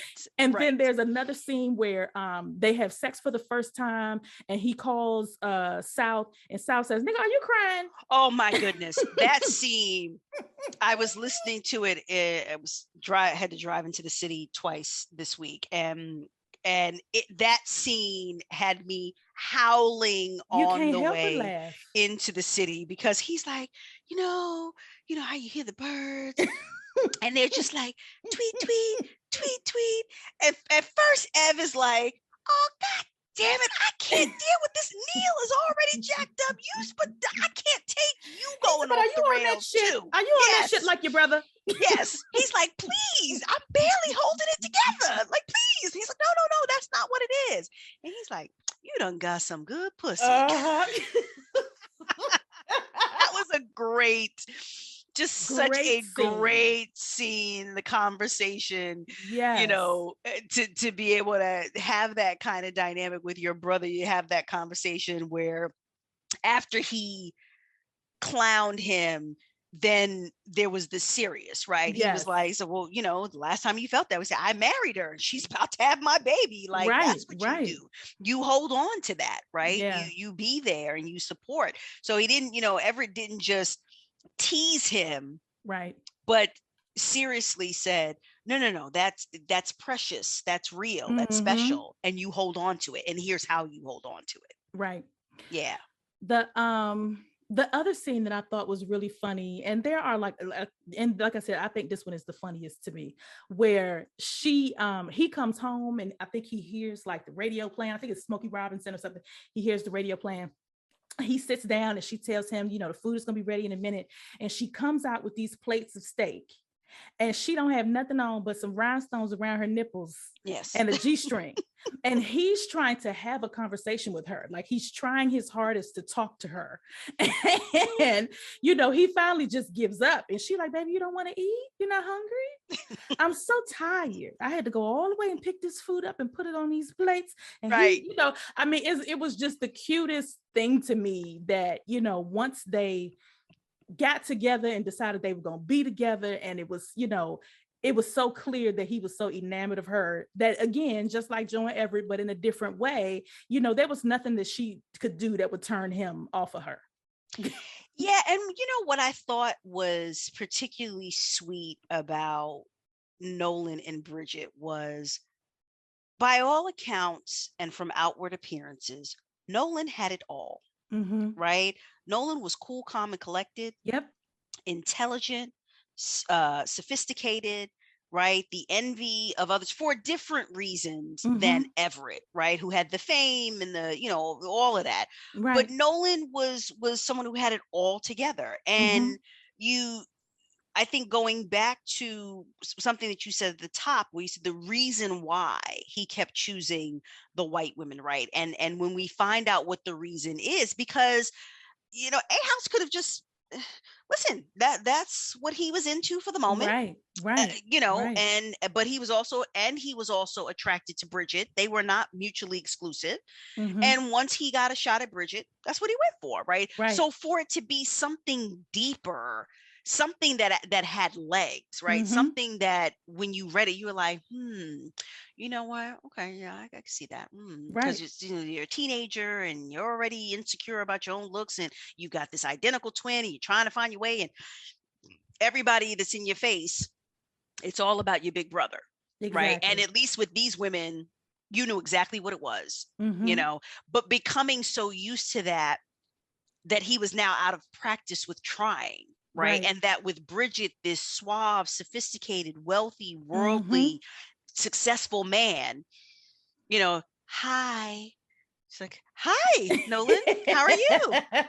Like, hi. Right. It's like, brother, put more than one word together. Like, together. Get it. What are we doing get here? Yourself together. You a whole businessman. Complete a sentence. That he would be so tongue-tied around her was super cute. And then when they have their incident with his friends that he then cuts off because they disrespect, and he's driving her to the gallery, and he's thinking to himself, he's about to cry because he thinks he's about to lose her. And he realizes that he is, he's in love with her, and he's terrified because he believes he's about to lose this woman, and he's never been in love before, but he's like, this must be what it is. Right. I just thought that vulnerability was so sweet because it was just different from South falling in love with Joe, right? It was different from Leland, and even it was just different from the other brothers. He seemed to have more of a forward need. Yes. Like he or a like you we were, so who were we talking about where there was like a little bit of desperation in their love for each other? Which couple was that? Once they got back together, once he loses her, Raji and Winter. That's it. Yeah. That's it. Yeah. Where for him it felt the same. Like this can't fuck up. Like I don't. Yes. That now that he had her, and it was even more than what he thought it would be. Right. That the thought of losing her terrified him. And again, I like that it wasn't an ex. It wasn't for their story. It wasn't, some jealous ex-girlfriend or some jealous boyfriend or anything like that. It was what he had going on, and how that, the repercussions of that everyone knew or assumed that Nolan paid for it, and therefore assumed that Bridget must have been part of the pack. Right. Right. Even Neil's reaction, a very embarrassing open secret. Yes, and Neil's reaction at the hospital when Lena is being born, right? And he's looking at the two of them, and he's looking at their hand, and he's looking at the two of them, and looking back at their hand. And he's like, well, what the you decided to go get, some real Afro pussy, like. It was just so, Neil is just like, is this a game? Neil, is this for real? Go sit down. Right. He's like, you done got the blackest black girl. If you could go have a seat, that would be great. Indeed. Right? They're about to fight in the waiting room. Bridget's like, enough. So his vulnerability, his heart was on his sleeve from the very beginning with Bridget, right? There was no airs, there was no putting on, he was just all in. And it just took her, I think, a minute to realize how all in he was. Yes. Because she was in her own head about it. Like as confident as she was, she saw Nolan the way we all saw Nolan, right, as a reader. And it's just kind of all completely together, this beautiful house, successful, all of these businesses, and an investment and guru and all of that stuff. And oh, by the way, constantly has a stunning white woman on his arm. Right. When she goes through the whole comparison, he likes croissant, not cornbread. Pumpkin, not sweet potato pie. She does. She does. But I really did, love their story, and it, to a certain extent, their story comes across for me as a little more low key, but it had its own drama, right? It wasn't like the explosive, at least for me. I didn't experience their dramatic moments as like the same level of explosion the way it felt like in Souths and Leland's and and I think Cat similar, right? The Cat's dramatic moments also, they were dramatic, but they weren't like the kinds of explosions that for me happen in South and Leland's books, right? Where folks is fighting and he whooped Lazarus's ass, but it was like, in light of what it was like, but that was before things even really began between them, right? And it was just different. So I like us going back to each one being this distinct experience that you could just enjoy to the fullest and not get caught up in comparing it necessarily to the books that came before or the siblings that come after. Yeah. I agree. I love their and every time, obviously, with every book, we get to see how every couple is doing. And even though I think I mentioned last week that Neil and Sage, and Nolan and Bridget, and Leland and Kim are like my top three, with South and Cat not too distant second. I just loved seeing everybody every time. Like by the time we get to Kat's book, it's all these kids and everybody is happy and married, and she just, pulling up the rear, but has this beautiful developing relationship with Tommy over the course of their book. But it's at Neil's book, which we're about to talk about, when they're celebrating Nolan's birthday, but obviously they got the same birthday, but it's a party that Bridget does for Nolan, where everybody's in the same room together, and they just it was just beautiful. I just will just get all the feels whenever they're all together and in love. It's wonderful. Yes. Let's do if I do, who are these people? See. If I do Neil, will you do I do Neil, will you do Cat? Okay. Yes. So Neil, like we said, is Nolan's twin. He has had a couple bumps in his recent road. He ends up drinking and gambling, but he's also, which Bridget says, how is he a hotep? In one of the books, she said, how is he a hotep gambler with a drinking problem? Yes. Like, that don't go together. And Joe is like, girl, I don't know. but they, because one of the things that Bridget says, not early on, but once it's clear that Joe and South are going to be together, is like, quote unquote, getting one of those McClains. Yes. But not in a predator way, just accepting the fact that like it's 4 men in his family and all of them is fucking fine. Yes. And so anyway, back to Neil. Neil is finally getting himself together up until the point that we meet him. I'm gonna say it right. Everett has had a tight rein on him in terms of his finances. He's living with Everett. He's his assistant at one point, and it's clear that Everett is doing everything he can to keep him on the straight and narrow. Prior to that arrangement, he had his own bookstore. He writes and composes music, and so he has skills and options and opportunity, but for the reasons that we find out, his life spiraled out of control. Once I think it's kind of like once he realized the man that he had become, he couldn't figure out how to get away from who he suddenly knew himself to be, other than to go to the bottom of a bottle. Like, instead of changing me, I'm gonna numb me and just forget about what's going on and what I've done. So then there's Sage, who's a makeup artist, and she's Joe's friend. And she has had super bad luck with men. Yes. Like, she just is she's not the classic beauty. She's a larger girl, and there's like acceptable fat, and then there's unacceptable fat. Mm-hmm. So acceptable fat is like the flat stomach, the wide hips, the big butt, the big breasts, but you basically you look like an hourglass. Mm-hmm. And I don't know if she does or she doesn't, but for whatever reason, whether it's the fact that like she was born here, right? But her parents weren't. No, she wasn't born. No, here. You're right. She was born in Liberia. Yeah. That's where her family is from. And she comes to the States and, figures life out. And she just is her loud, happy-go-lucky, free self.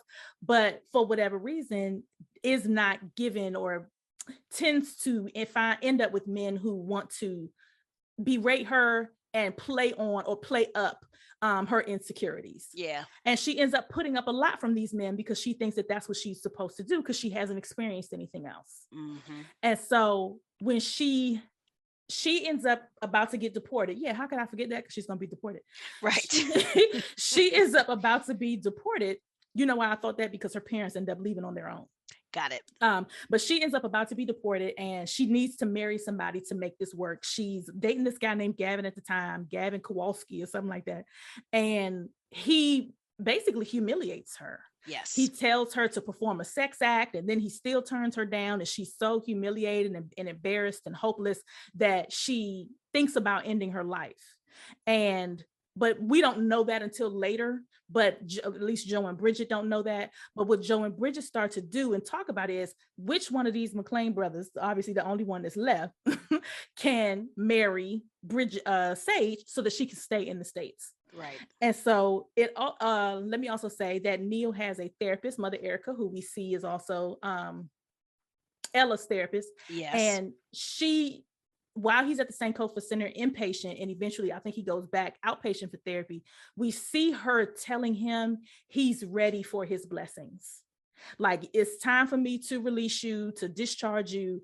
You can come back if you need to, but you're ready. And he doesn't have that confidence in himself. He still wants the safety and the cocoon of either being in treatment or being outpatient with someone, but knowing that you're kind of still tethered to active mental health support.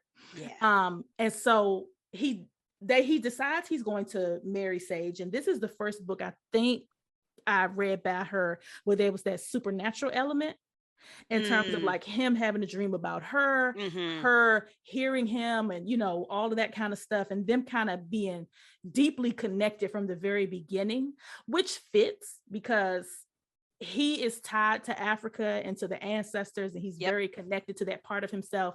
And obviously she's from there. And so it was almost like the ancestors tied them together and just waited for them to figure it out. So their story, to me, my favorite thing about it is, is just how willing he is and how long-suffering he is as she tries to catch up to his love. So because of the supernatural element in their kiss, he loved her already.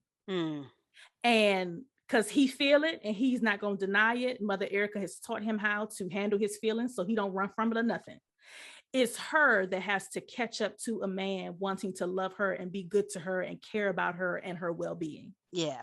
And he's very patient with her as she learns that lesson, except for my favorite scene in the book, which I think is one of your favorites, if not your favorite, when he showed up to the strip club. Yes, child. Lord have mercy.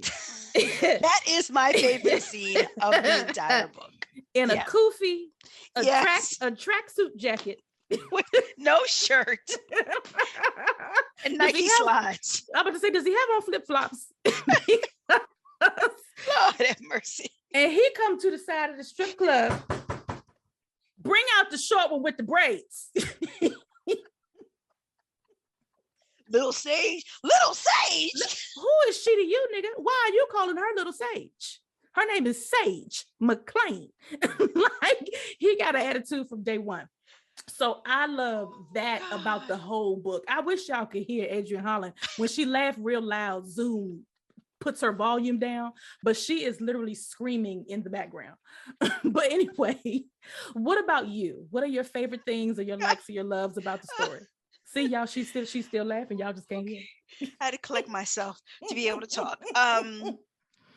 It made sense that Neil, as this artist and this incredibly creative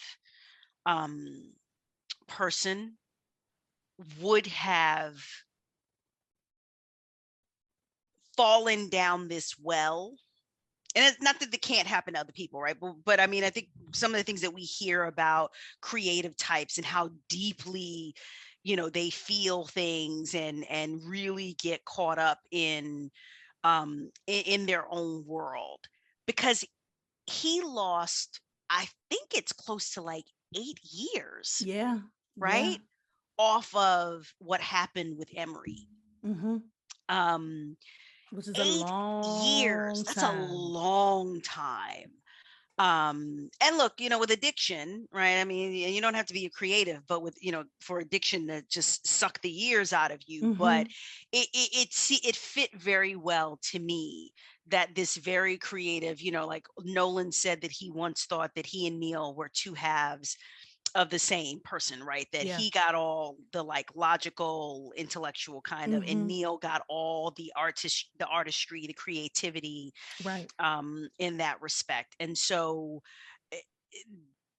now that he's come out of it and coming out of it, right? And he's walking in his healing now, and he's getting back to the things that he enjoyed, the songwriting, the reading, and the painting, and creating again, but then also being with this woman who she's an artist in her own right? Yeah. Because makeup artists, I mean, what Oh, they create absolutely. is magic.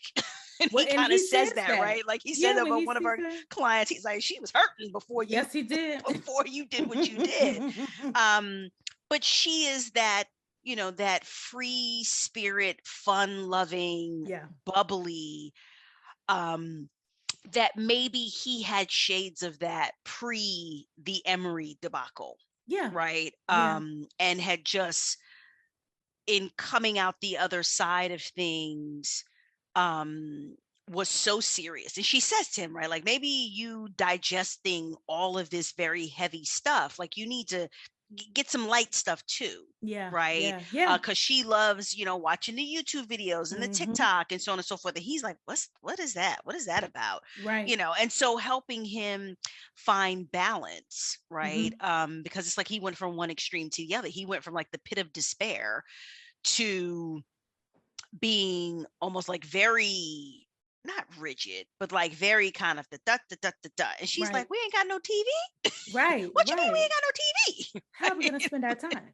Right. Like we got to get a TV, And I just loved it. I loved, from the very beginning, where he's very like, no, I'm not gonna marry her. What are you talking about? Marry her? Like, hello, we're not doing that. To being like, you know what?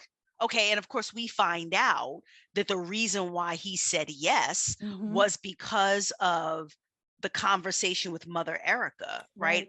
And the dream. Didn't he have the dream too? Right. Yeah, and he says yes. And he says yes. And then he's all in, right? And he says, let's fall in love. Why don't we fall in love? And she's like, yeah, okay, great. Yeah, that sounds great. Sure. Right? Is that how it happens? Oh, okay, fair. Great. Right. And they, embark on this journey. And bearing in mind, there's a significant age gap between these two. Yep. Right? It's more than a decade, isn't it? I think so. So there's that at play as well, where it's like you're seeing he's done his living and he turns her out, more ways than one. But again, kind of going back to, I think it was both her bubbly spirit, which Sage is going to have when she's in her 80s, right? But I think also the youthfulness also complemented that in a perfect way, because he did need to lighten up, right? Like now that he had gotten himself together, he did need to find the not so much joy, but like Yeah. find the liveliness Yes. again. Yes. Yes. Yes. That was no longer present. It's like he was clean, he was sober, And he that wasn't was it. gambling anymore, and Mm-hmm. that was it. Yep. And that was it. And here comes this, just bright beam of light named Mm-hmm. Sage. And Um, how he pours into her with the getting yeah, her a shop and yep, going to the yep, event where she make all this money, and yep, she get to meet Forcey Angie, who yes, is from the Strickland Sisters series. So yes, from day, and then I think he does eventually get her a TV. From day one, he's just yes, like, whatever yes, he you does. need, Yes. whatever you want, I'm here. But it was done in a very it was so matter of factly, right? Yes. Like it wasn't in Yes. like the romantic Yes. flourishes, which I think probably contributed to why each gesture was kind of like, oh, Mm-hmm. okay, right? Mm-hmm. Because when he got the TV, he said, well, you said that you wanted, you missed having a TV, and Mm-hmm. I didn't want you straining your eyes looking at the laptop, right? Incredibly thoughtful. He was paying attention, but it was kind of presented in this almost like very matter of factly, yeah, so it just made sense, right? We gets the shop, and he's like, Mm-hmm. well, I didn't want you going to people's homes, and you weren't comfortable with bringing people to our house, even though I told you it wasn't a problem. So here we Right. go, right? Right. These incredibly thoughtful gestures that again said, I believe in you, I support you, I want you happy, I love you, I care about you. Mm-hmm. And making you happy makes me happy. But it was done in such a way that I understood why it was both knocking her over the head, but not knocking her over the head, right? It was Yeah. like, oh, look at how, how wonderful and amazing he is. But they weren't like great. They were, and they weren't grand romantic gestures, if Right. that makes Right. sense. No, it does, because he doesn't, like you said, he's not making it a big deal. Yeah. It's like, oh, you know what? I went past the store and so I got you your favorite da da da. Yes. Like that's yes. how he presents it. Mm-hmm. But for her, it's like, oh, wait, what? For me? Right. Like she had both never been cared like that before. And then also I think still trying to say, is this real? Right. Is this real? Right. And of course, when how much should I get used to this? Yes, when Emery shows up and does her little thing, right. it's like I knew it. Yes, she was always waiting for the other shoe to drop. Mm-hmm. Because and I think we get the emotion. Yes, we got the emotion with the strip club, but that was anger, right? That was the anger. We get the emotion when she leaves and he finds her and he's like, please, like, I'll do anything. If you leave me, I will die. Well, that's what he said. He said, if you jump, I'm jumping too. Yeah. Yeah. So I hope that's all right. And, she, and, that Mother Erica says to him, where to find her. Yes. And it takes him back, to that moment. So further highlighting like their connection. Yep. But also, like you said, for him, he's like, listen, for as long as it takes you to realize how much I love you, I'll wait. Yeah. Yeah. But what you can't do is what you about to do. Yes. So let us figure out another way. Yeah. But, and that to tell him what she had to tell him, how she debased herself and what it must have been like to say those words and be worried about him seeing her differently and not being sexually attracted to her anymore. And, but he none of that meant anything to him because he loved her so deeply. Mm-hmm. His concern was how to kill Gavin. Yes. He was not worried. Yes. He felt no different about Sage, which just speaks to the acceptance and the love that existed on his part, that, like we're saying, she had to just get used to. Yes. But I think it was 100% okay that it took some time for her to get used to it because it was new. Yeah. Yeah. Yeah. And it's why she kept taking them makeup jobs. And he's like, why are you doing this? Right. Right. He's like, your name is on everything. And she's like, what? Right. She's like, your name is on the accounts. Your name's on the house. She thinks she got to pay the light bill. She don't understand. Right. She don't understand that. He's like, what is happening? So, and another moment that I love from them was he comes home and she's cooking dinner. Mm-hmm. And so there's like music playing and she's making African food. And, it's also a rewarding moment for him because it's like, I always wanted this. Yes. Yes. and she's Black and she's African and she, it was like, what more could I didn't even know I could ask for this. Yeah. And yet it came. Yep. So their story is, so now it's Armand, Neil, and Sage, then everybody else. That's how it go for me. I love them. I did. It was a beautiful story, and it was wonderful to see, because Sage, Bridget, and Joe are the three amigas, right? From the very beginning, this sisterhood that they have between the three of them. Sage is the last addition, but she is their family, and them, the lengths that they were prepared to go to keep her here and to protect her and do whatever they had to do, when they were going through the bodyguards and like which one of y'all gonna do it? Right. They're like, we just got to find somebody. We just got to find, and then paying for the wedding and, paying for the bridal shower and paying for the honeymoon and, because that was their sister. Right. Which I thought was also very sweet. Definitely. Sorry, go ahead. No, go ahead. The other scene that was just super sweet to me that just popped into my head was like them meditating together. Yes. And the affirmations. Yes. And then they have the twins at the end. I couldn't handle it, child. I was just like, this is so beautiful. Yes. I just loved, it was like every little piece of every part of the story was about them and them loving each other and forgiving themselves. They were, more than any other, they were two wounded birds, right? That healed each other, which was very, very sweet to watch. And it's just, again, right? Its own distinct story, so much to love about it, can stand on its own, don't even have to compare it to the others to love it to the moon and back. Definitely. Because it was just so well done. Yes. All right. Take us to Miss Cat. So last but certainly not least is Cat and Tommy's story. And interestingly, Cat and Tommy's is a novella. But what I would say is that we were given such a fulsome story that I did not feel as if Cat's story had less, was given less than her brothers, all of which were full-length novels. Right. And had she not called it a novella, I wouldn't have called it a novella. I wouldn't have noticed, honestly. Right. But Cat is the only sister in the McClain crew, and she is second to youngest. So Leland is the baby of the family. And Kat married her high school sweetheart, Wayne, very young. And in the beginning, you get the impression, oh, this childhood sweetheart romance, how sweet, how wonderful. And then you quickly see, oh no, because I don't remember whose story. You start to see the cracks, but did she go off on him in Big South story?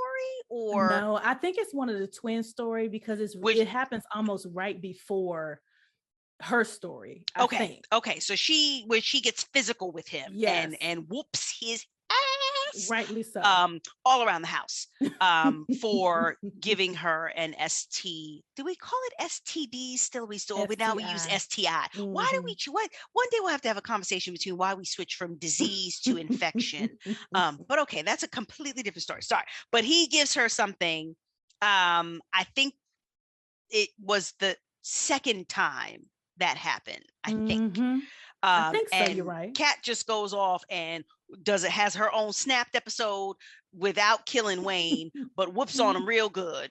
And the family is like, "Oh, she whooped on him real good, just like a mama would have whooped on a daddy." Help him. Nobody even tries. Well, no, because it's family over everything.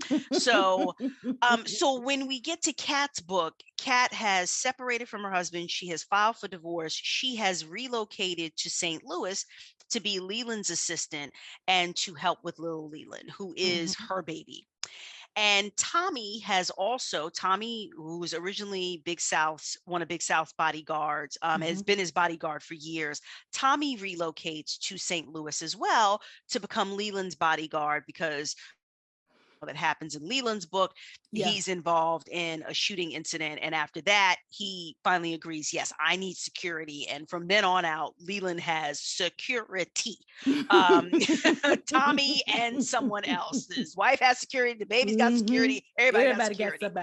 And so when we originally meet Tommy, we meet him as Big South's bodyguard, and he starts dating Bridget.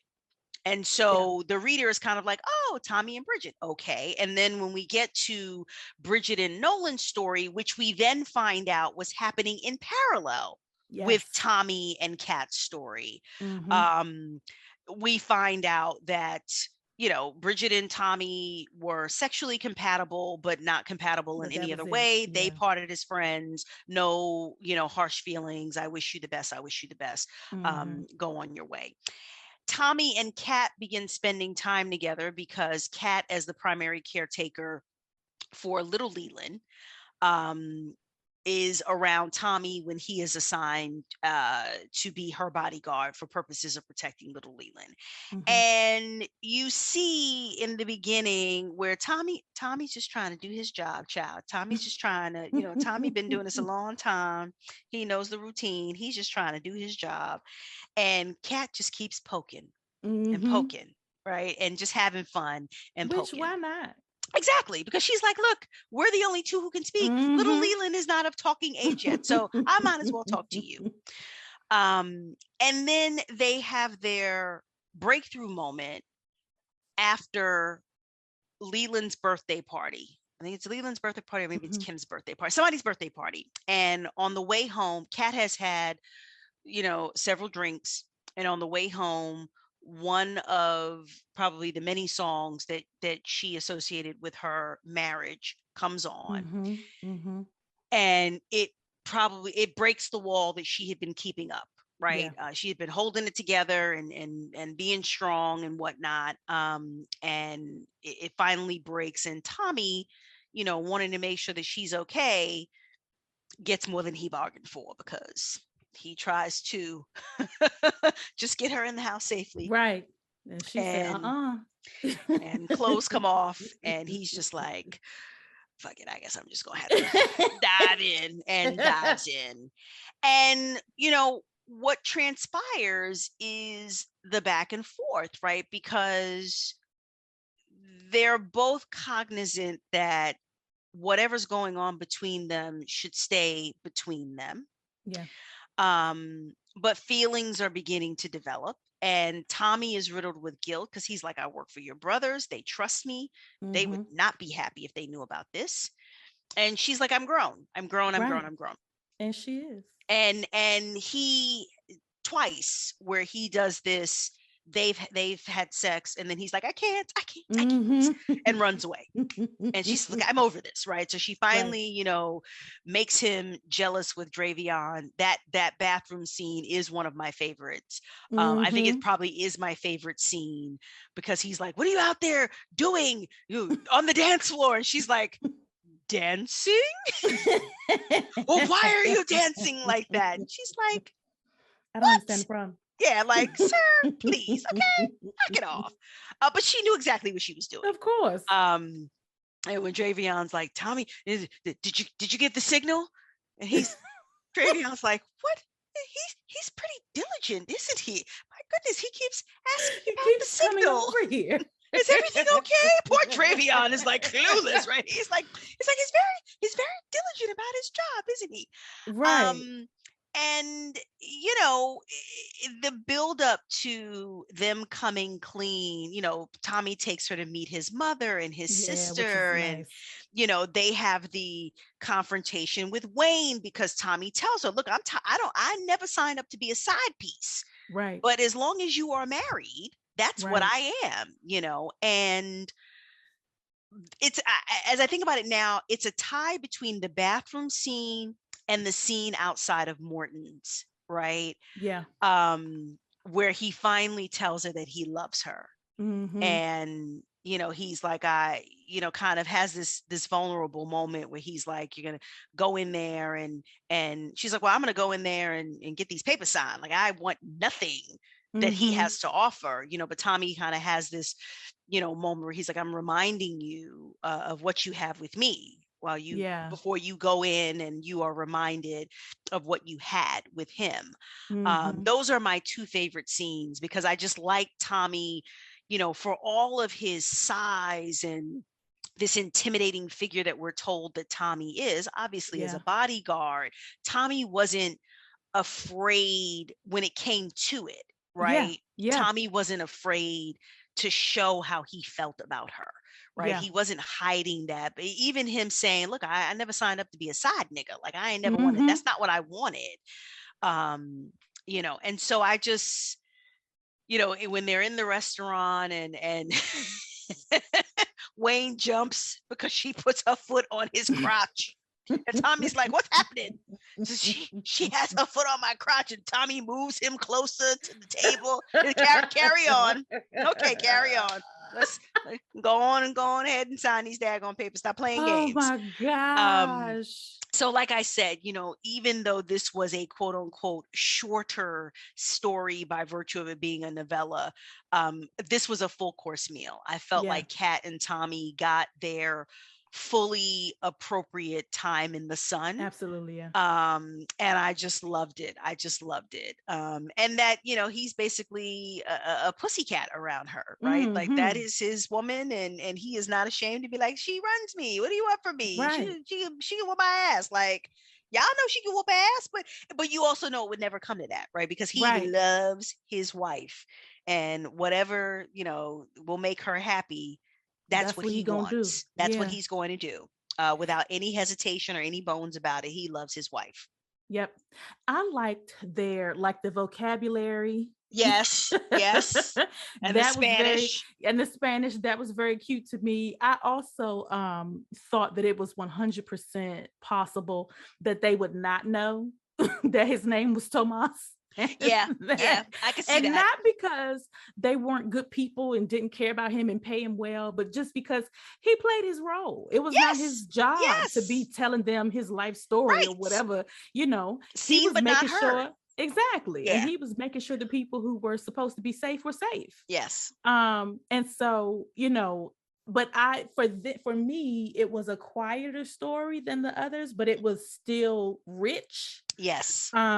And I liked that she didn't force them to have more than what they gave her.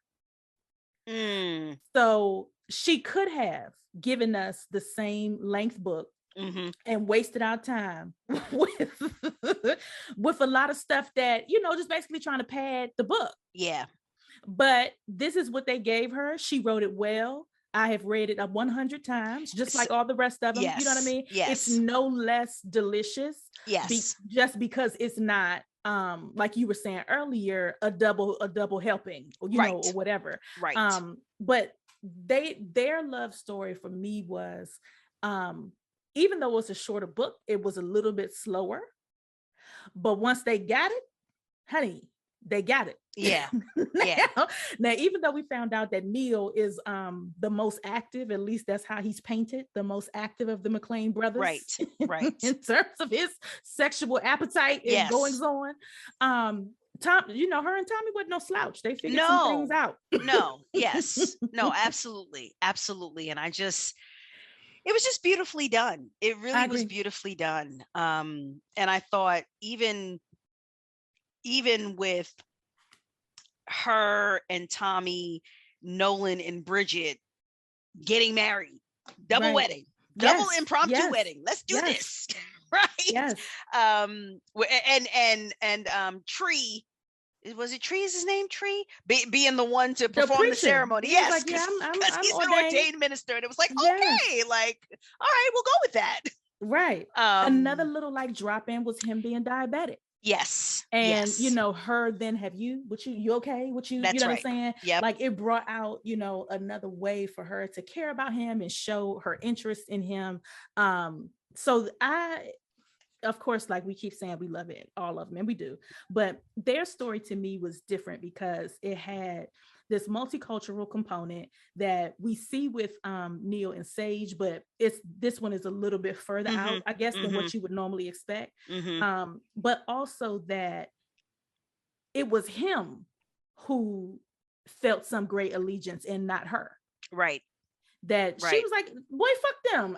Right. Like, I don't give a good goddamn. Yeah. But it was him that was like, well, no, I want to, South has been good to me and, whatever. Like you were saying earlier, but I'm just going through my notes to see, because you covered a lot of what.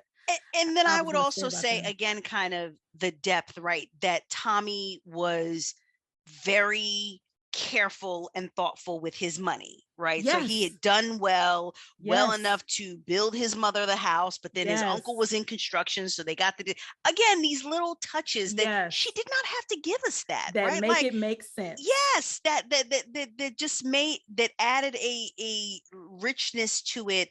That again, it wouldn't have been lacking had we not gotten that. But I was like, okay, Tommy, all right, you've been careful with your money, and go ahead. It answers the gold digger question. And it answers, like, could he take care of her if she left it all? And so, well, see, that never even, it's interesting that you say that, because that never even crossed my mind. Me either. But I mean, like, if you have this archetype that the man is supposed to take care of the woman. Yeah. And that he's supposed to be all the things we say he's supposed to be. I didn't think he was a gold digger. I don't think it entered nobody's mind. But for him to be fiscally responsible to the tune of being able to build his mother a house, it just shows that he's not a loser. You know what I mean? It just adds to your estimation of him. And this idea that if she was not South's sister, by virtue of South and Neil and Nolan and Leland, she ain't never gonna have to work another day in her life. But if something happened, or if she decided she didn't want their money, he could take care of her. Yeah, that's fair. That's fair. I guess I never had that in question. I think once I heard bodyguard for Big South, I assumed well paid, right?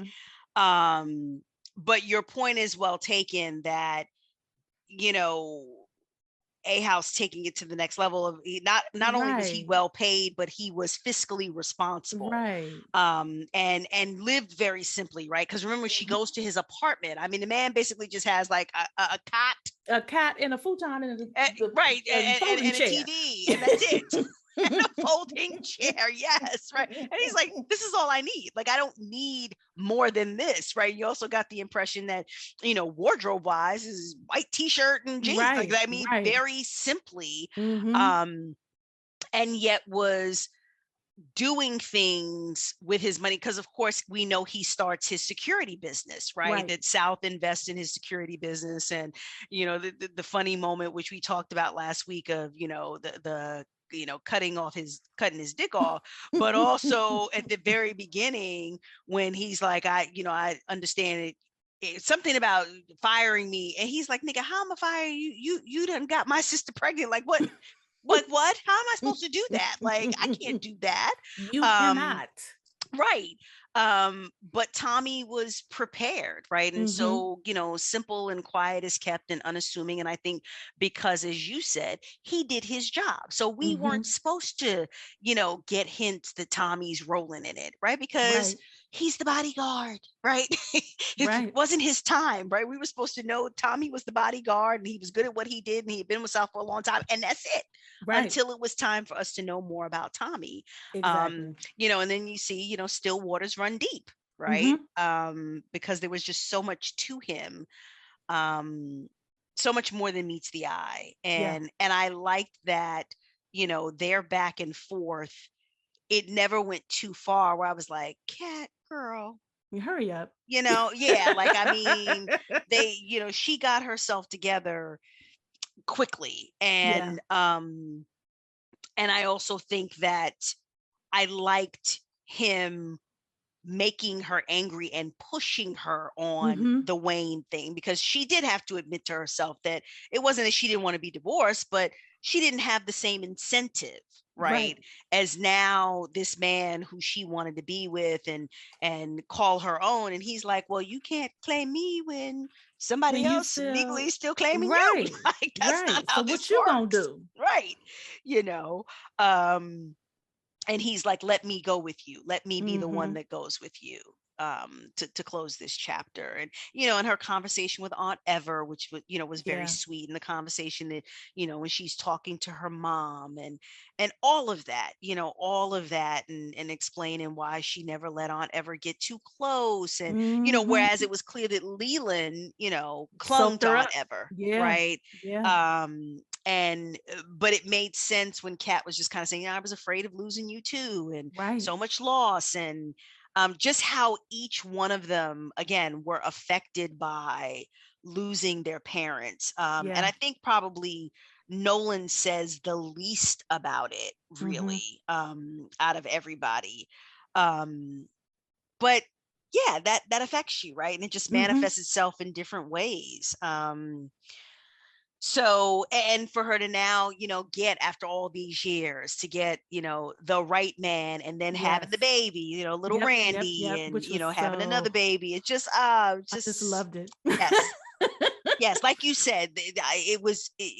I think we can all appreciate, and I didn't think about it in that way until you said it, right? That she gave us what the characters gave her, and Mm-hmm. did not try to drag it out for the sake Mm-mm. of hitting a page count or Right. anything like that, because what we got was a full meal. You got a whole story. Yes. Regardless Yes, of the length of the book, you got a exactly. whole I story. did not walk away from this story like, but I Where's just the felt rest? Like some exactly. folks say. Exactly. And so I think bravo to her, because that could have been a temptation, right? If it's Mm-hmm. it's the last Well, you see one, people do it kind all of the like, time. yeah. Yeah. And it's like, there was a question that came up in Hopeful Heartbreakers the other day about, you know, other examples of when books go too long, Mm-hmm. right? Not aside from when it's just you feel like it's fluff, or you feel like it's dragging. Yeah. And the example I gave was when all of the major plot points have been resolved, And we and yet it still seems like here. we're still going. It's like the roller coaster is ending, but it's taking us forever Yeah. to get back to the Yeah. starting point. Like, it's in that slow crawl Mm-hmm. to the end, and you're like, but why? The ride is over. We've got to Right. get off. Why is it taking so long to get back to the starting point? And that definitely didn't happen here. So I think, again, it makes sense that this series was the breakout series, because it's just so well done. Yeah. So well done. And I think um it was there's a different voice in this series, kind of. So my one of my top comfort reads, like when everything is going wrong, I can read this book and it'll help me get clear my head, is Believe in Me. Hmm. I don't know why I love Renee and Zoe the way I do, but I love Renee and Zoe. Okay. Like, I can go back to that book. I can tell you everything about it, start to finish. That's my favorite book by her still. So it's Renee and Zoe, Armand, and if y'all are keeping score, Renee and Zoe, Armand and Ella, Neil and Sage, and then everybody else. But so the Can you repeat voice that list though, again? Kidding. yes. But the voice changes from the Strickland sisters to the McClain brothers and sister. And not that I don't know I don't know how to put my finger on it, because you still hear her, but it's almost like with this series, she kicked the door open. Hmm. So like the Strickland sisters, it's all of them are novels, all of them are full stories, all of them are hilarious. And one of the stories, the daughter catches the father with Yes, bending over child. and Lord, the with the cowboys. feathers and the Yes, cowhide and the Lord. whatever. It's still hilariously her, it's still sweet her, it's still all of that. But it was something about Big South that she was like, I am in this motherfucking building and I'm not leaving. Like, You know I what? don't Now know how to that you describe it say though. that, now that you say, you're right. And This is one of the many reasons I love talking to you, because you bring up things for me that something it definitely felt different. And I think I probably just, at surface level, I was like, oh, different characters, different stories, right? And just left it at that. But you are right that it is a different sound. It is a different voice. And I just would not have had the words to articulate that. But what you said absolutely resonates. You are absolutely right about that. And I am someone that came to her later. So by the time I read her, like I said, the book, the McClains were out. And then I went back, I think, and read the Stricklands. Sisters. Yeah. And I don't know the reason why. I don't know if it's because we get Unc, right? So this is the first time that we have this outsized, hilarious character who she embodies from, I mean, like, think Spice Adams. Like, that's who he is, with the thing in his ear and the shorts and the, Harold Pinter Man of Fashion, whatever. You know what I'm saying? He's giving, but I don't know. Because mind you now, before this, we've already met Niles. Yes. We already, like, stuff has been happening, but it was with this series that she was like, listen, allow me to reintroduce myself. Yes. Like, that's what she does with this series, which is why it makes sense that it's her breakout, because it's when it's just when she is like, this is what I'm going to write and you going to read it. Yeah. And it's almost like, how Love Belvin, I think, like, she'll say, like, I'm going to make you love me or something like that. It was very much, to me, her being like, I'm here. Yeah. I am here. And so what we're going to do is I'm going to write these books and you're going to read them. That's the order. It was like authoritative. It was confident. And not that her work wasn't confident before, but it was like she had hit her stride. As you're saying that, because I'm looking at, and this is something you typically do, Let Me Love You on Amazon, almost 1,600 reviews. Let Me Hold You, 950. Let Me Show You, 780. Let Me Free You, 948. Let Me Please You, 717. And so the people responded. Yes, because in comparison, if I look at, for example, the Strickland sisters, Stay With Me has 642. So that's pretty high. Believe in Me. But that came later. That came after people read South. Because that may be. Like, I've been reading her since before people would routinely get. Like, when I read the Strickland sisters, there were like maybe 100 reviews a piece. Wow, it wasn't until after this one. Same for CCJ. So the right people, whatever they are, the right people.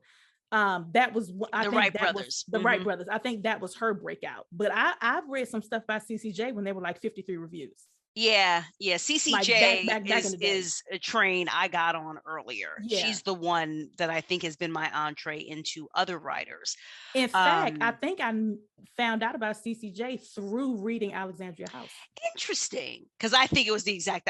I'm sure it was the exact opposite for me, because I've been reading CCJ for years now, and I can't so long that I can't even remember how I first found her. But I know I found Love Belvin through CCJ. Alexandra Warren through through Nicole Falls, on and on and on. Yep. So CCJ was my gateway drug. But I'm trying to look at the publication date for CCJ to tell you the first thing that I read for her, as in it had just come out. And then I went all the way back to the beginning of her catalog, because I said, what the fuck is going on here? That this woman is writing these stories and I am sitting here not knowing about them. Yeah. I think it was had to be like 2016, like Hint of Spice-ish. Which actually has just come out on audio. Like today or yesterday. I want to say Hint of Spice was first. I think it was 2016. Interesting, because that was Sin's from and I had no idea who she was, because Connecticut I had not Kings. read the Connecticut Kings yet. I think that was like the next book to come out. No. It was Love on the Highlight Reel and then Hint of Spice. Yes. And then we get into the rest of these people. But anyway, all of that to say that this was definitely, having read the Strickland Sisters before Big South and them came out, I said, oh girl, hey. Yeah. Good morning. Yeah. Cause she was like, oh, we doing this. Yeah. So yeah, I mean, her catalog is phenomenal. I have to catch up on them boys. I think I'm almost caught up on Romeo. There's one more I got to read, but she is one of those who, she just does it. She gets it and she does it. And she, it's nothing you can't take nothing from her. No, just, yeah. Oh, McClains, we just love you all so much. I just finished reading them and I'm going to read them again.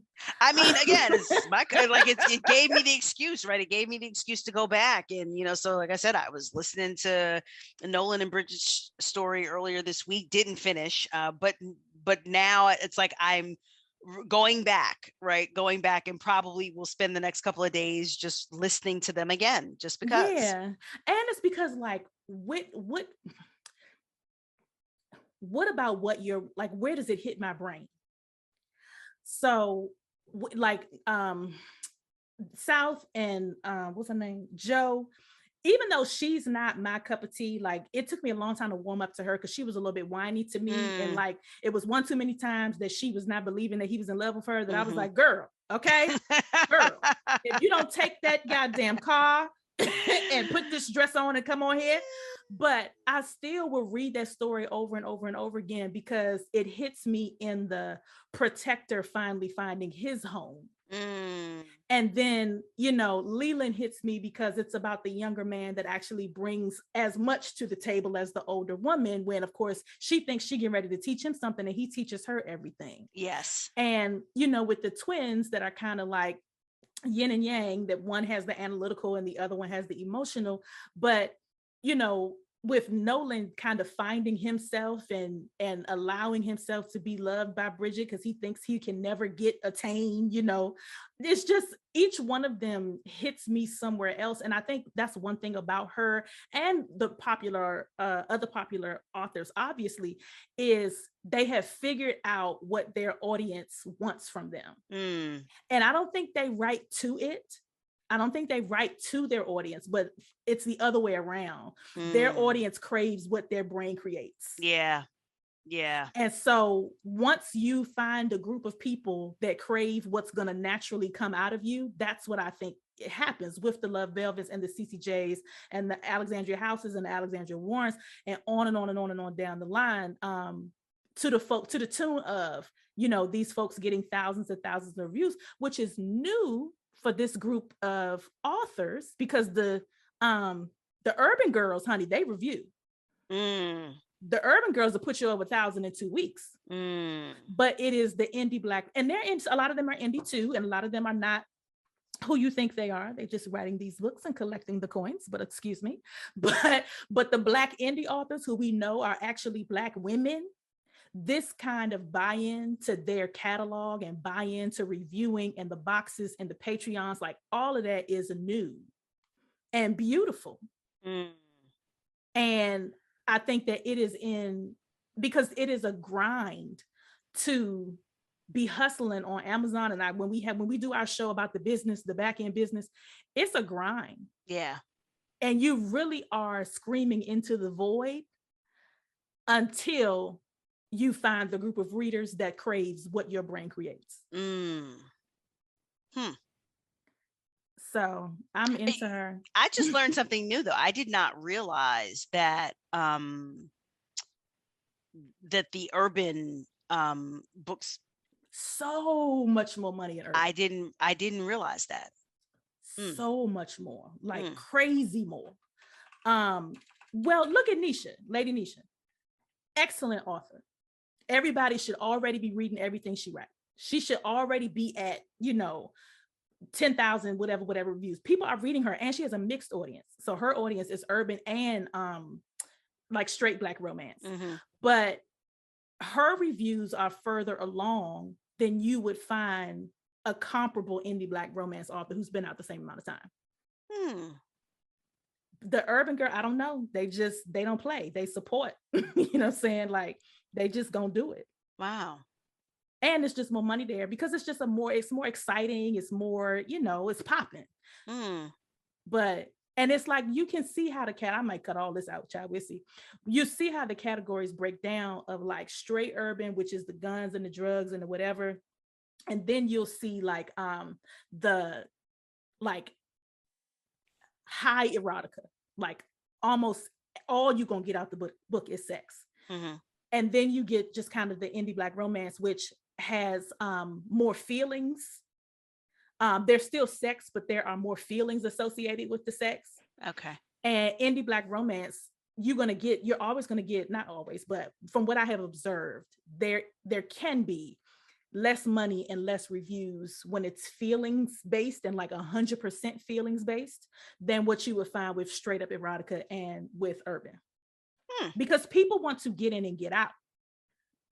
Like, they want to pick up your book, devour it in an afternoon. This is how you hear people saying that they read 20 books a week. Yeah. You're not reading 20 Finding Us a week. Right. Like, you will end up at the doctor's office. Indeed. I'm glad you know. But you will read 20 Make Me Begs. You can read 20 Make Me Begs a day. True. It's nothing but like 60-something pages. Right. So those erotica stories where you either jump straight to the sex and every 5 pages somebody else is fucking, or it's the mystery / urban / like that kind of stuff where you're in it because you're constantly, it's like Matlock every week. Who's the criminal of the week or the villain of the week? And so they just like barrel through that stuff. But it's very different than like what Love Belvin writes, where people still read her stuff but they read her stuff and they go to something else. There aren't 55 Love Belvins. True. So because her stuff is like deep into the feelings but there is going to be sex to it. So it's like, it just depends. It depends on what your brain wants. But yeah, as I watch how people read and watch the industry, she has definitely found the group of people that crave what she creates. Yeah. Well, and she hasn't had to kind of veer into other genres, because even though the voice of the McClain brothers is different than the voice of the Strickland sisters and what we get from Niles and the other 2 or 3 books that are before that, it's still her. Yeah. It's just a more confident voice. It's just a little bit louder, but it's still her voice. So she didn't have to depart from, you know what I'm saying? In this Alexandria house that we know, she didn't have to depart from that to get where she's gotten, which is great. Well, I guess count us both among the readers who want what she's giving. Yes, child. So because I'm getting ready to ask her, I need a story where Armand and Ella have children. I need them to be parents, but still trying to do their BDSM in the basement. You mean when Miami is a little bit older, since Miami? Yes. I need it all. I need for them to be parents. I need for them to come back in 7 more books. So I don't know how she gonna do it between the cyclones. If she gonna bring lunch meat book, I need some more cousins to come out of the woodwork. Cousin Barbie. I need Barbie, right? Because I think Barbie was talking about making the potato salad or something. Yes, Aunt Ever is she can find a love interest too. Yes. I need everybody to have a book. give Aunt Ever and Uncle Wendell their own story. Yes. Because we know it won't involve fighting over the remote the way Leicester and Luke and go at it. Anyway, all right. Until next time. All right. Bye. Bye.